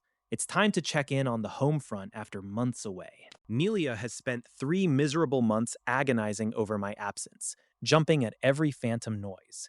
When she finally pulls the door open and sees me standing there, she freezes like she's seen a ghost. With a trembling voice, she snaps into action, rushing to draw hot water and prep a meal. Old habits die hard, and she's eager to prove her worth as my right hand. Sinking into the tub feels like heaven after surviving the living hell of the death prison. The lingering filth washes away, but the razor-sharp edge of a killer stays permanently etched into my skin. Even underwater, Purple Scale immediately sets up a perimeter guard outside the tub. This loyal beast spent every night in the prison watching my back while I slept, and old habits die hard. I polish off a mountain of food at the table like a starving wolf while Melia hovers nearby. She looks at me and realizes the quiet boy she knew has been replaced by something far more dangerous. She bites the bullet and asks if I'm going to pack up and vanish again right away. Reader, she's devastated when I admit I only have a single week before I'm out the door. I try to actually relax for once, though doing nothing feels completely unnatural to my wired nervous system. Pushing yourself into a constant panic is a one-way ticket to burnout, so I force some downtime. After a single day of loafing around, I'm already back on the grind, tracking down a specialized merchant. I pay a visit to Viscount Robinson at his notoriously tiny ore shop. A 20-something clerk scrambles over the second I walk in, treating me like royalty the moment she spots my marquee attire. Good service is hard to find, but panic is a universal language. Robinson emerges from the back looking like he just won the lottery. He practically trips over his own feet rushing to greet me, ready to hawk whatever garbage he has in stock. I cut straight to the chase and demand lightning attribute ore capable of forging brilliant grade gear. Robinson stares at me like I just asked him to procure a live dragon. The man knows damn well it takes master blacksmiths years to reach brilliant tier, yet here I am crashing the meta in under a year. Capitalism loves a prodigy, and Robinson smells profit. Miraculously, the guy actually pulls through and claims he has exactly what I need sitting in his basement. He hauls out a massive crate like it's a chest of cursed treasure. Inside sits the legendary Zhuan Ti lightning ore, crackling with raw elemental energy. It's dark blue, brutal looking, and completely nails the exact specifications I need for my next masterpiece. Robinson practically hands over his precious ore as a free gift, trying to butter up our smith. Smart move, giving away rare metals to a guy who turns them into instruments of absolute destruction. In return for the gesture, Kellen promises to forge a brilliant grade masterpiece, completely free of charge. The noble nearly loses his mind with joy, since ordinary folks can't even buy those. Locked away in his forge for 3 straight days, Kellen sweats and hammers away to push his limits. He feeds the fire mountains of basic ore just to fuel the monstrous upgrade. He emerges holding an absolute unit of a weapon, a giant 5-meter thunder-infused blade. It's wildly oversized, but it actually worked on the first try. He drags his brand new giant sword straight to the guild to show it off to Julia. Her eyes practically pop out of her skull the second she lays a single glance on it. Word travels fast, and soon the guildmaster and senior members swarm the room like bees. They never expected anyone to upgrade to brilliant grade this fast, and honestly, fair enough. Word even reaches Dylan, who is hiding in the corner having a full-blown existential crisis. 6 months into a 3-year bet, and his opponent is already a tier ahead. Skill issue, clearly. Kellen swings the massive blade for a test drive, slicing a meter-thick iron plate cleanly in half. Reader, the metal offered 0 resistance and folded instantly. Dylan watches the sheer destructive display and feels his soul leave his body. He ducks his head in sheer terror, too cowardly to even look Kellen in the eye. The guild president is so ridiculously happy he acts like a proud father at a graduation. He slaps a master blacksmith medal on Kellen and practically showers him in perks. Julia is left standing there completely blue-screened, her brain short-circuiting over the gap in their progress. Welcome to the master tier. Population, one very busy guy. While the entire Holy See loses its collective mind over the new master smith, Kellen takes a well-earned nap. He gets a solid week of total downtime to just sit back and chill. The 7 days of peace evaporate instantly, and Kellen reports right back to the palace gates. Duty calls, and dodging responsibilities is apparently not on the schedule. Ilya takes one look at him and has to double-check if she's hallucinating. The suffocating murderous aura from his bloody trials is completely gone, replaced by total calm. She realizes he regulated his emotions in just 1 short week, a terrifying display of mental fortitude. Most people would still be sobbing in a corner after what he went through. Without missing a beat, she leads him off to the brutal elite soldier trials. If he survives the gauntlet, a direct ticket into the Judgment Legion awaits. Cran sets his sights high on joining the Judgment Legion, the legendary elite force of the Holy See.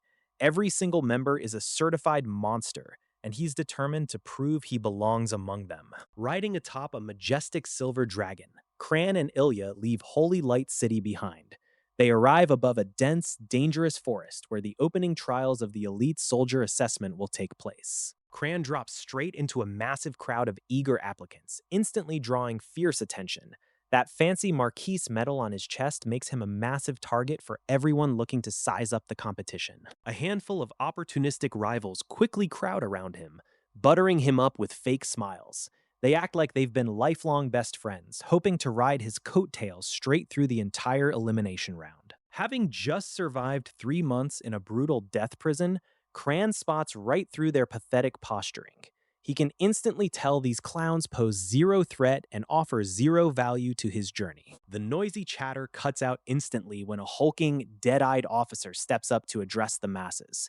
He clears his throat once, projecting a heavy aura of authority that silences the entire applicant pool. The officer tosses out iron badges that track real-time scores and double as panic buttons for extraction. Naturally, surviving 7 days in a beast-filled wilderness is going to weed out 90% of these idiots. The sycophants crawl back with a supposedly generous pitch to team up and hand him half their points. Reader, he did not think this through, because expecting Cran to share his hard-earned points with dead weight is straight-up delusional. Cran shuts down their garbage offer flatly and walks away without looking back. Honestly, what kind of idiot expects a powerhouse to carry useless freeloaders and split the loot 50-50? Rejection hits their fragile egos hard, twisting their fake smiles into ugly sneers of pure hatred. They immediately start plotting to teach the young Marquis a painful lesson for daring to bruise their pride. Before the petty thugs can launch their brilliant ambush, a colossal teleportation array flares to life overhead. Everyone vanishes in a flash of blinding light, scattering the entire applicant pool across the sprawling wilderness. Cran materializes deep within a shadowy corner of the forest, surrounded by identical towering trunks. Instead of panicking, he keeps his cool while assessing the unfamiliar terrain like the seasoned veteran he is. His trusty companion, Purple Scales, slithers out from his clothes to survey the perimeter. The mystical beast keeps a sharp, predatory eye on the tree line, ready to scream out the second anything tries to ambush them. Suddenly, Purple Scales freezes and locks its unblinking gaze onto a thicket off to the left. Cran's survival instincts kick into high gear as he realizes a hostile target is closing in fast. Since carrying a massive thunderblade on his back would snap branches and make a ridiculous racket, he keeps it stashed safely in his spatial ring. He draws the giant weapon in one fluid motion, letting arcs of lightning dance across the steel. Wielding the towering Thunder Fang, Cran lunges straight toward the hidden threat without a shred of hesitation. A ferocious beast roars from the brush right as he closes the distance, and the first round of blood is about to spill. A hulking third-tier gray wolf leaps out of the brush, intending to tear me apart before I even blink. Too bad my companion Raya is faster, cleaving the beast clean in two with a single devastating swing. My loyal purple scale pet zips over and swallows the massive remains whole, its strange body acting like a literal black hole. Seriously, where does it all go? It defies every law of physics. High above the battlefield, Julia watches every move through floating crystal surveillance feeds. She narrows her eyes at my new weapon, wondering just how much blood I spilled in the death prison. Next up is a level 57 forest giant ape that charges blindly out of the foliage, thinking it can squash me like a bug. It throws a punch that could shatter boulders, hitting my sword dead on. The impact creates a deafening shockwave, but I don't even slide an inch backward. The poor beast finally realizes the terrifying gulf in our power and tries to scramble away in sheer panic. Too late for regrets, mate. My blade cuts through its thick hide like hot butter, and a swift follow-up strike finishes the job before it can drag its ruined torso another yard. After cleaning up the remains, my little purple friend gives my leg an affectionate nudge. It communicates a sudden urge to evolve, so I tuck it safely away into my pet pouch to rest. You'd think losing my pet's combat help would slow me down, but my speed actually skyrockets. I tear through the woodland zones like a one-man extermination squad on a sugar rush. 3 hours later, Julia's staff are having collective heart attacks reading the field reports. For fuck's sake, look at the map. I've basically depopulated 90% of the entire sector. My score hits a ridiculous 290,000 points, while the second place runner-up is barely scraping past 10,000. Talk about an absolute massacre of the competition. Julia stares at the stats in stunned silence, wondering why my stamina bar refuses to drop. She finally calls it quits for the day, realizing she has to step in before I hunt the local fauna to extinction. One of the trembling subordinates is ordered to contact me tomorrow morning and tell me to stop slaughtering monsters and focus on hunting the actual human contestants instead. Down in the forest, I finally notice the sudden lack of wildlife trying to murder me. Realizing I've completely cleared the neighborhood, I decide to take a leisurely stroll and enjoy the scenery. My peaceful walk is cut short when I hear frantic panting and rapid footsteps crashing through the brush. Three terrified contestants burst into view, sprinting for their lives. Right behind them is an angry stampede of a dozen massive bovine beasts hot on their heels. The poor bastards look like they ran face first into a moving freight train of horns and muscle. They spot me standing casually in their path and scream warnings for me to run for my life. Reader, they clearly had no idea who they were running toward. Three panicked contestants sprint past me, screaming warnings to run. Honestly, it's cute of them to care, so I just stand my ground and watch them lose their minds. They grab my arm, begging me to flee, but I summon my greatsword right out of thin air. Their jaws practically hit the forest floor when they see the sheer size of the blade. With a single casual swing, I send a wave of energy slicing through the entire forest. It flattens the trees and turns half a stampeding monster herd into mincemeat. The fleeing trio screeches to a halt, turning around to stare at the devastation. For fuck's sake, boys, maybe don't walk right back toward the lunatic who just cleaved a forest. They awkwardly wander back over, completely forgetting we are in the middle of a cutthroat assessment. They hand over their hard-earned points with the despair of tax day. With their points safely in my pocket, I resume my one-man slaughterhouse tour across the zone. Every beast I encounter drops dead from the absolute most basic attacks. The event organizers finally panic and send a flyer to beg me to dial it back. Apparently, wiping out the entire local ecosystem counts as a eco-terrorist speedrun. They practically beg me to stop slaughtering monsters and hunt players instead to save the ecological balance. Reader, I agreed, because even I felt bad for the local wildlife. Congratulations, host. You have gained 1 luck attribute point. I set up camp high in a sturdy tree and check on my shedding pet. Without my scaly guard awake tonight, I keep one eye open while the forest stays dead quiet. Hunting players is a completely different kind of fun compared to beasts. They try to hide in the brush, but they stand out like neon signs against the greenery. By the second day, I single-handedly boots over 2,000 people out of the tournament. The control room staff are staring at their ledgers like they've seen a ghost. Day 3 adds another 2,500 eliminations, and Day 4 tacks on 2,700 more. At this rate, I'm going to finish unemployment for half the kingdom. On the 5th day, an emergency broadcast cuts the test short because there are barely 500 people left breathing. The survivors gather at the clearing with absolute blank stares. The lead examiner nearly swallows his tongue looking at the final standings. My score sits at over 3 million points, nearly 40 times higher than the second place guy. If they hadn't put a hard cap on the event, I would have farmed the entire bracket out of existence. 3 million points and a broken record later, I guess I pass. The examiner catches his breath on stage, announcing that a bizarre anomaly has completely derailed the normal scoring metrics. A collective gasp ripples through the terrified crowd when they learn that one absolute menace single-handedly wiped out 70% of the competition. The vice commander of the Judgment Legion watches the combat footage and immediately decides this psychotic overachiever belongs in his ranks. While everyone else loses their minds, our boy stands there wondering why he bothered wasting time on such a glorified daycare fight. A high-ranking official in glittering judgment armor steps onto the stage unannounced, casually plucking our protagonist straight out of the trials. Meanwhile, Julia grills her subordinate over what actually went down in the terrifying death prison, demanding every single detail. She sits in stunned silence after learning her supposedly brutal prison was basically treated like a weekend resort stay by our guy. The vice commander pulls some heavy corporate networking, telling Kellen to call him brother in private, just to lock down a future powerhouse. Kellen heads home with a 5-day vacation pass, sparking pure euphoria in Milia, who is entirely ready to monopolize his every waking second. Instead of resting, our workaholic protagonist spends the next 3 days straight in the Blacksmith's Guild, hammering away at his gear. He successfully pushes the Thunderfang past its limits, upgrading the brilliant grade blade through a brutal 9-stage refinement process. On the fourth day, a courier from the powerful Duke of Charles shows up at his door with a summons he simply cannot ignore. He rolls up to the massive ducal estate, expecting a grim political briefing from the Duke himself like a proper adult. Instead of the Duke, he runs straight into Nina, who looks like she just saw a literal ghost wrapped in expensive tailoring.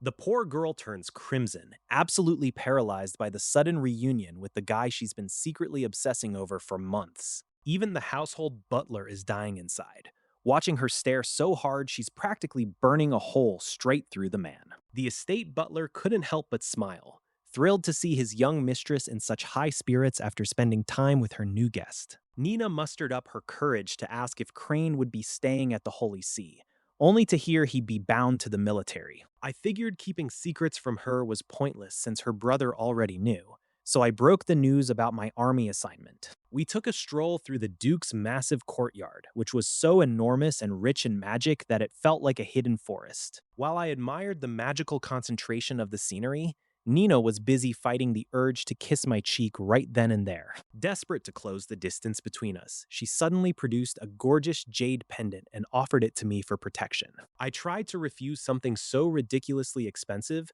knowing full well it carried the heavy weight of a romantic token. Seeing her nearly in tears, I finally caved and took the protective charm, figuring I'd just have to return the favor later. She stepped in close to fasten it herself, and reader, she definitely lingered just a second too long to inhale my shampoo. The moment it touched my chest, a cool wave of energy surged through me, proving this trinket was way rarer than she let on. As we walked through the city, Nina stared in total shock as I instinctively helped out ordinary commoners without a second thought. Look, just because I got dropped into a fantasy world doesn't mean I suddenly forgot basic human decency and turned into a massive jerk. When we got back, Duke Charles was waiting with a grin so wide it practically stretched across his entire face. The moment her brother started teasing us about our successful date, Nina turned the exact shade of a ripe tomato.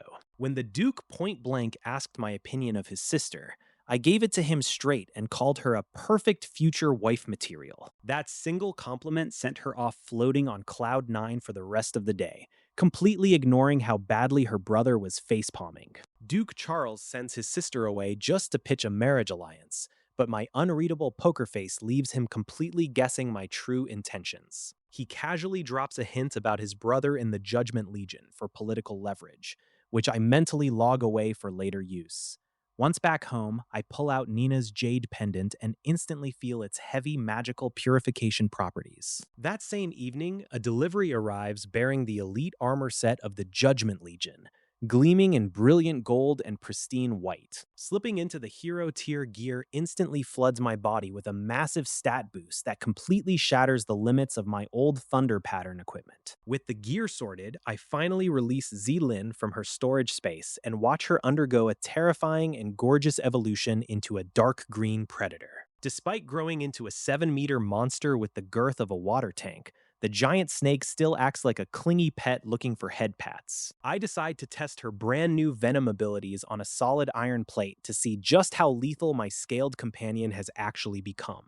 Reader, she spits a glob of blue-green acid that chews right through solid steel like it's a damp paper towel. For fuck's sake, don't ever get on her bad side. Meanwhile, the rest of the Judgment Legion is lounging around their barracks, gossiping about the greenhorn recruit about to join their elite ranks. I arrive at the assembly point alongside 9 other recruits who honestly don't look like they could punch their way out of a wet paper bag. And then my eyes land on the squad leader sent to pick us up, and I nearly facepalm right there on the spot. It's Elia, the big-eyed girl who acts all high and mighty. Hold on, wasn't this chick claiming she was on par with the Pope just a second ago? Now she's somehow my direct squad leader in this elite army? She barks out orders without missing a beat, looking entirely too proud of her little power trip. 16 years of dealing with insane twists, and my squad leader turns out to be the exact person I least expected to see here. Navigating the politics of Duke Charles and wrestling with high-tier gear is one thing, but surviving this squad is going to take a whole lot of patience. Let's see if this elite legion can actually live up to its terrifying reputation, because I'm ready to turn this place upside down. Crane and his fellow assessment survivors arrive at the imposing Judgment Legion headquarters. The others still look at him with pure awe, knowing his terrifying strength firsthand. Crane freezes dead in his tracks when he lays eyes on the Legion commander. The heavy armor she wears is an exact match for Ilya's, setting off alarm bells in his head. The commander wastes no time laying down the law for the 10 new recruits. She announces that the Legion is strictly caped at 1,000 elite fighters. Every single month, the bottom 10 performers get kicked out and demoted to the Silver Dragon Legion. For these fresh rookies, it sounds like an absolute nightmare. While the others panic over the rules, Crane's mind races about a different puzzle. The commander's voice is an exact clone of Ilya's, leaving him completely baffled. The commander spares a lingering, complicated glance specifically for Crane. She explains that their primary duties will involve high-risk squad warfare and brutal decapitation strikes. After a thorough briefing on team tactics and combat roles, the recruits are led to their opening training session. Reader, he already knew exactly what kind of hell awaited them.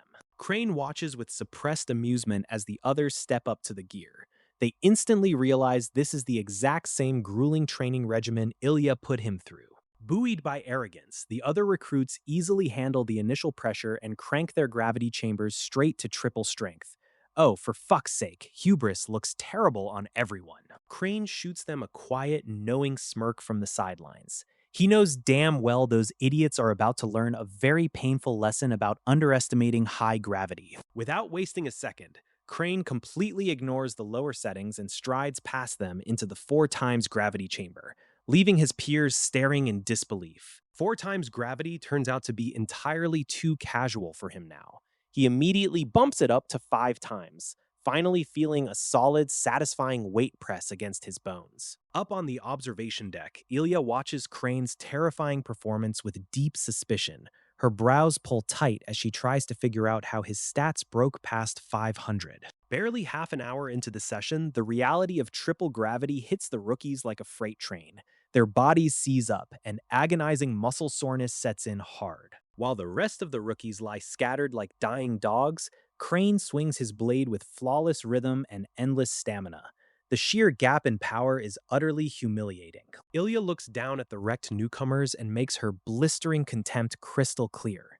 She calls them useless trash and cheerfully wishes them luck surviving 4 months. Ilya lays down the law with zero patience for excuses, chewing out recruits who dare to complain about the grueling training regimen. She makes it crystal clear that ordinary standards don't apply inside the Judgment Legion, before storming off in disgust. With Ilya gone, a slimy schemer slithers over to Crane to stir up trouble. He tries to weaponize the commander's cruelty, hoping to goad Crane into a suicidal revenge match out of sheer jealousy. That clumsy trap blows up in the instigator's face when the surrounding teammates immediately abandon him. Nobody wants to be lumped in with a transparent traitor who tries to drag the whole squad down. Just when you think the stupidity has peaked, a self-righteous girl chimes in to lecture Crane on how to take the high road. For fuck's sake, readers, you really can't pick your coworkers. Crane looks at the pair like they're fresh manure with buzzing flies overhead. Instead of playing along, he decides to hand out a harsh dose of reality for ruining his mood. He orders both clowns to slap each other until he feels like forgiving them. Naturally, their fragile egos shatter, and they start whining about abuse of power and stingy men. The rest of the squad watches in sheer horror, scrambling for cover to avoid the incoming bloodbath. These idiots just poked a sleeping dragon, and everyone knows the fallout will be messy. Crane doesn't bother arguing with clowns. He delivers a brutal, instantaneous kick that launches the guy across the room. He slams hard into the wall and slides down like a wet sack of garbage. A crimson arc splatters across the concrete as the man gasps for air in sheer panic. That single strike merely took the wind out of his life permanently. The lecture-happy girl freezes in absolute terror, finally realizing that her moral high ground won't protect her from a brutal beatdown. Crane turns his cold gaze right back to her and orders 1,000 self-inflicted face slaps as payment for her insolence. A nearby recruit jumps at the chance to prove his loyalty, eagerly stepping up to supervise the torture without a second thought. Crane casually walks over to the first victim and delivers another vicious stomp straight to the gut. A sickening crunch echoes off the walls as the guy folds in half. Realizing the stakes, the terrified girl starts wailing and slapping herself with deafening smacks, holding nothing back in her desperate bid for survival. For 30 agonizing minutes, Crane turns the training hall into a house of pain. The poor bastard takes boot after boot to the face, ribs, and back until he's practically unrecognizable. When Crane finally decides he's had enough exercise, he dusts himself off and strolls out of the room.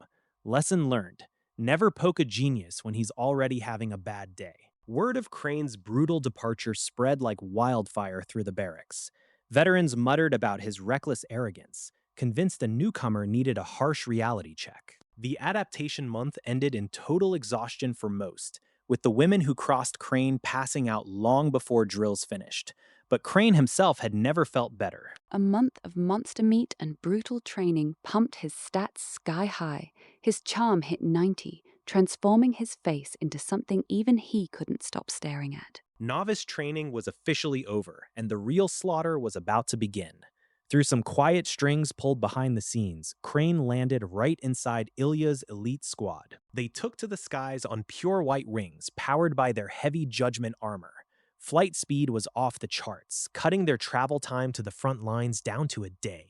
They landed at the main papacy battlefield like visiting royalty. Regular soldiers stared up at them with a toxic mix of intense jealousy, envy, and absolute worship. The local Legion commander looked like he had been dragged through a meat grinder. His armor was shredded, his hair plastered with sweat, and his face carved with fresh cuts. Ilya bypassed the pleasantries entirely and demanded a tactical sitrep.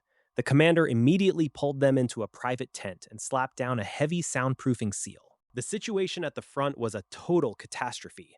Cultists had used a vile secret rite to mutate ordinary humans into mindless, flying abominations called fallen angels. Crane just crossed his arms and smirked at the news. Honestly, for fuck's sake, did these guys ever get a normal mission that didn't involve an apocalyptic cult? Ilya didn't flinch at the grim odds, immediately ordering 3 of her best scouts to infiltrate the enemy-held territory before nightfall to gather intelligence. The commander warned them that these beasts fought like rabid undead, shrugging off fatal wounds unless their skulls were completely smashed to pieces. The trio of scouts wasted no time slipping out into the dusk. They needed to find a way inside Evening Breeze City before the absolute lockdown locked them out forever. Evening Breeze City was sealed tighter than a virgin's diary on prom night. Armed patrols swarmed the walls around the clock, making a stealthy entry practically impossible. Not even a stray mosquito was getting past those checkpoints without getting swatted. Reader, they did not think through how absurdly well guarded this place actually was. With infiltration underway and the first true battlefield waiting for them, Crane prepared to carve his path to absolute supremacy. Let the monsters come. Our fierce squad leader Ilya actually flashes a gentle smile and sends newbie Crane out to scout the frontline camp, completely frying the brains of her veteran troops. Her men wonder if she's possessed by an evil spirit or if Crane is some VIP parachute arrival, until a terrifying glare from her shuts down all whispering. Stepping outside, Crane takes to the sky and surveys the sprawling army camp from above, taking in the grim, dilapidated layout of the front lines. The ground is littered with wounded troops and bizarre purple corpses that refuse to lose their toxic coloration even after being subjected to intense cremation flames. Having already survived the mountains of corpses inside the death prison, Crane feels zero panic here, though he genuinely pities these decent soldiers caught in the meat grinder. By nightfall, Crane returns to the tent where Ilya and the officers are busy hashing out battle plans, ready to hear what the young genius has to say. When asked for his thoughts, Crane gives the most deflating answer possible, stating he just wishes war didn't exist, instantly crushing everyone's expectations of a grand tactical speech. Ilya tells him to grow strong enough to end wars himself, before barking orders for everyone to gear up as the enemy's night offensive is about to kick off. As complete darkness swallows the valley, a heavy tension grips the entire encampment, with every soldier staring hard toward Evening Wind City. Papacy troops rapidly ignite torches and cast illumination spells, flooding the perimeter with flickering light just as a massive buzzing sound echoes from the city. Crane peers into the gloom and watches a colossal dark swarm spill out from the night sky, rushing straight toward their defensive lines. The incoming horrors turn out to be repulsive humanoid abominations with transparent mosquito wings, dry bark-like skin, and an overwhelming stench of rot. Ilya's face twists into a deep frown as she realizes these flying corpses are walking biological hazards,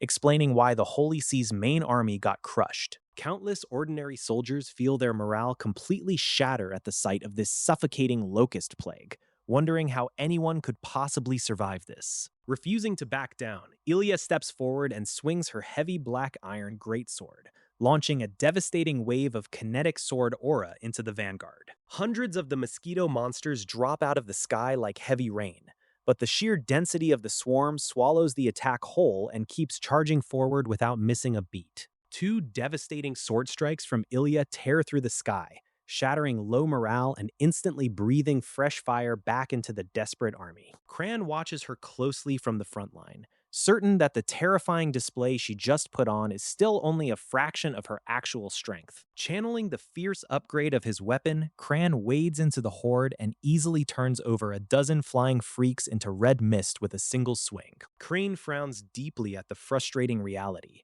realizing these filthy winged abominations boast absurdly thick hides that blunt normal steel. The sheer volume of the swarm resembles an endless plague of locusts, darkening the sky as they rain down ferocious attacks upon the human lines. The Silver Lion Legion locks their heavy shields into an unbroken wall, desperately bracing their weight as thousands of monsters slam against them. Behind the infantry, battle mages unleash a fiery hellscape across the skies, incinerating clusters of screeching fiends with every booming spell. Refusing to yield, Crane dives headfirst into the sea of claws and fangs, hacking and slashing through the endless meat grinder like a dynasty warrior. Deep in the shadows of the city, three cultists watch their prized monster legion get chopped up like cheap paper and absolutely lose their minds. Panicked brothers scramble for a game plan, but the boss smugly tells them to chill out since their ultimate insect king is about to hatch. The brutal brawl drags on for the entire night until the rising sun finally forces the broken remnants of the winged swarm to retreat. Crane stands knee-deep in charred carcasses, drowning in pure exhaustion and finally grasping why the local troops are pushed to their breaking point. Fire mages quickly scramble to incinerate the mountainous piles of dead fiends before their toxic rot breeds a devastating airborne plague. As morning breaks, the recon team returns looking like they just stared into the abyss, prompting Ilya to demand an immediate debriefing. Winnie takes a shaky breath and warns that the once vibrant streets have been completely hollowed out into a terrifying graveyard of horrors. There are practically no breathing humans left standing inside the walls, because the entire place has been entirely overtaken by giant insect cocoons. Winu reports a grim discovery beneath the settlement. Countless living citizens have been fed to a massive blood pool, serving as fuel for endless vile cocoons. Upon hearing this grotesque news, Ilya's expression hardens into sheer disgust. She realizes Evening Breeze City is completely beyond any hope of salvation. With zero hesitation, she walks outside and summons her personal silver dragon down from the clouds. The surrounding guards recoil in pure terror. She shifts their entire tactical strategy on the spot, turning a stealthy assassination mission straight into a total annihilation run. Even enemy mercenaries hiding in the area watch the beast in utter silence, debating whether human waves could even scratch a dragon. Ilya wastes no time reaching the outskirts, unleashing a devastating torrent of dragon breath that incinerates the gate guards instantly. Looking down from the skies, the sheer scale of the infestation is sickening. Millions of insect eggs blanket every single street and alley. She has her dragon carpet the streets in cleansing fire, turning the entire breeding ground into a roaring inferno.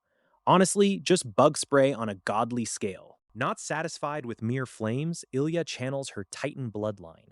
A towering, hundreds of meter tall divine phantom manifests behind her back. Cran watches in absolute dread, realizing a single flick of her wrist could wipe him out before he even knew he was dead. She pulls back her fist, charging a massive spear of pure lightning that mirrors every movement of the colossal phantom overhead. She slams her hand down, driving a devastating thunderbolt straight into the earth. The ensuing blast vaporizes everything in its path. Breaking out of their stupor, Winnu urges the team forward to track down the primary mega cocoon before it hatches. Realizing they are utterly outmatched, the enemy mercenaries smash their escape levers and scramble away like rats. Cute exit strategy, boys. They dump their remaining fallen angel experiments to buy time, but Ilya swats the monsters out of the air with contemptuous ease. Deep in the city's core, the ultimate dark purple egg throbs wildly, desperately trying to hatch before the wrath outside obliterates it completely. A bolt of jagged lightning slams straight into the massive cocoon, instantly scorching away its pulsing network of blood vessels with blinding heat. Inside the broken shell, a freakish humanoid entity snaps its eyes wide open as the whole trap finally gives way. Julia blitzed Evening Wind City into total ruins in minutes flat, only to find her main target's incubation pod sitting wide open and completely empty. Kellen and his crew rush up just in time to watch the empty shell steam, realizing the nightmare hatched way ahead of schedule. Crouched in a dark corner of the ruined town, a skinless red monstrosity glares straight at the heroes, burning their faces into its memory. Without wasting a second, Julia orders everyone to split up into groups of 3 to hunt down the premature beast before it gets away. The local army watches the powerhouses leave in dead silence, realizing their entire legion isn't worth a fraction of a single top-tier fighter. Kellen teams up with Winnie and Ashon to sweep the western sector, though a creeping sense of dread makes the hair on his arms stand up. Suddenly, a blood-red tail erupts from the dirt beneath their feet and lunges right at Kellen for a lethal ambush. Kellen barely manages to block the strike with his lightning blade, and Winnie instantly follows up by slicing the tail clean off at the joint. Ashon starts playing a violent game of whack-a-mole, thrusting his sword straight into the earth to draw fountains of blood from the hiding beast. Realizing Stealth is dead, the raw flesh insect king bursts from the dirt in all its horrifying, premature glory. The freakish abomination instantly zeroes in on Kellen as the weakest link, closing the distance with terrifying speed. Kellen splits the boss right down the middle with his blade, only for the wound to knit itself back together right in front of their eyes. The trio fights in absolute sync, trading blows with a nightmare that shrugs off damage, poisons, and fatigue like it's nothing. Realizing it can't chew through the squad, the half-baked monster tucks tail and sprints away, proving even nightmares know when to quit. Tracking down the chaos was a walk in the park for Ilya. She quickly picked up the trail of destruction left behind by the skirmish and gave chase without wasting a single second. She finally caught up to the group and found herself staring at the stuff of nightmares. Even with all her experience, the sheer ugliness of the Insect King made her stomach turn. Naturally, Ilya didn't hide her disgust, casually dropping a cold insult about its repulsive looks. That completely shattered the creature's fragile ego and sent it flying into a blind rage. The beast charged forward at maximum velocity, packing enough kinetic force to punch clean through a tank. Its muscles condensed into hardened steel, ready to impale her on the spot. Ilya didn't even bother entering a proper stance, lazily raising a foot to meet the charge. She stomped it straight into the dirt as if she were stepping on an ordinary bug. No matter how hard the beast struggled, it couldn't shift her foot an inch. To the monster, it felt like an entire mountain range had suddenly materialized directly on top of its head. With just a tiny increase in pressure, the creature's skull popped like a water balloon. And just like that, the terrifying Insect King went completely limp on the blood-soaked earth. Crane panicked and yelled a frantic warning across the clearing, shouting that this freak of nature possessed insane regeneration and could bounce back from losing its head. Right on cue, a brutal lightning bolt hurled from the sky fried the corpse to a crisp. If it wanted to regenerate from that, it would need a miracle and a very good lawyer. Ilya poked the smoking charcoal chunk with genuine scientific curiosity, wondering how anything could be that stubborn. Meanwhile, Crane and his buddies just stood there speechless. Before anyone could relax, the corpse played its final dirty trick, A hidden piece of flesh ripped itself free from the ashes and shot through the air faster than the eye could follow. Reader, he definitely did not see that coming. The fleshy parasite slammed right into Crane's chest, burrowing deep beneath his skin before he could even register the agonizing pain. Elia leaped into action instantly, slamming her palm onto his chest and flooding his veins with controlled electricity. A fierce internal war broke out inside his flesh. Crane's torso instantly turned into a chaotic battleground. Two overwhelming forces tore through his insides, leaving him wishing the lightning had just fried him instead. While the parasite rampaged wildly trying to hijack the host, Elia had to walk a razor-thin tightrope. She held back her full strength to keep from turning her ally into ash. She barked a strict order for him to stay conscious through the agonizing ordeal, because passing out now meant certain death. Talk about a rough way to spend the afternoon. The dangerous parasite has invaded my body, and I'm left fighting for every single breath. If my physique wasn't built like a tank, I'd already be dead on the floor. Julia steps in with a desperate gamble, explaining she can seal the beast inside me. The catch? I have to grow strong enough to outpace it, or the monster takes over. I agree without hesitation, because dwelling on the risks is a luxury I don't have. We've got zero time to waste if we want to survive this absolute clusterfuck. While Winnie and Ashang secure the perimeter against unwanted interruptions, Julia preps her dangerous ritual. Reader, he did not think this through. Julia strips off my shirt and begins carving intricate sealing runes directly onto my skin. Surprisingly, the initial process doesn't hurt a bit. The moment the seal locks, the trapped insect king violently lashes out against my insides.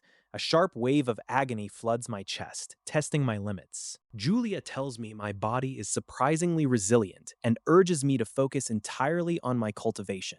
If things get too unbearable later, she promises to step in. Inside my body, the beast finds itself locked within a relentless cage of pure magic. Every time it tries to smash its way out, the trap simply sips away at its power. Back home after the mission, I stare at the creepy pentagram stamped across my chest in the mirror. It's not a terrible tattoo, but knowing a giant bug lives under it ruins the aesthetic. I immediately dive back into rigorous training because slacking off means handing over the steering wheel. I channel my magic and instantly feel a terrifying wave of dark power. That overwhelming malice clearly belongs to the Insect King locked deep inside my ribs. I could tap into its strength right now, but for fuck's sake, let's not invite a demonic roommate. The next day, Julia sets to work reinforcing the magical barrier to keep me safe from myself. Layer by layer, the single seal multiplies into 7 distinct magical layers. She warns me I can only use the parasite's stolen power in absolute emergencies. Exceeding 30 minutes of usage means losing my mind to the beast, so don't be a hero. Down in its prison, the monster has doubled in size in just 24 hours. It decides it's had enough of sitting around and launches a vicious second wave of attacks. It slams into the multi-layered seal, only to suffer a brutal backlash that rattles its tiny brain. The beast has zero clue why breaking the barrier just got 100 times harder. Thanks to the newly reinforced spells, I don't feel a single thing on the outside. Meanwhile, the stubborn bug keeps headbutting the cage until its own skull is bloody.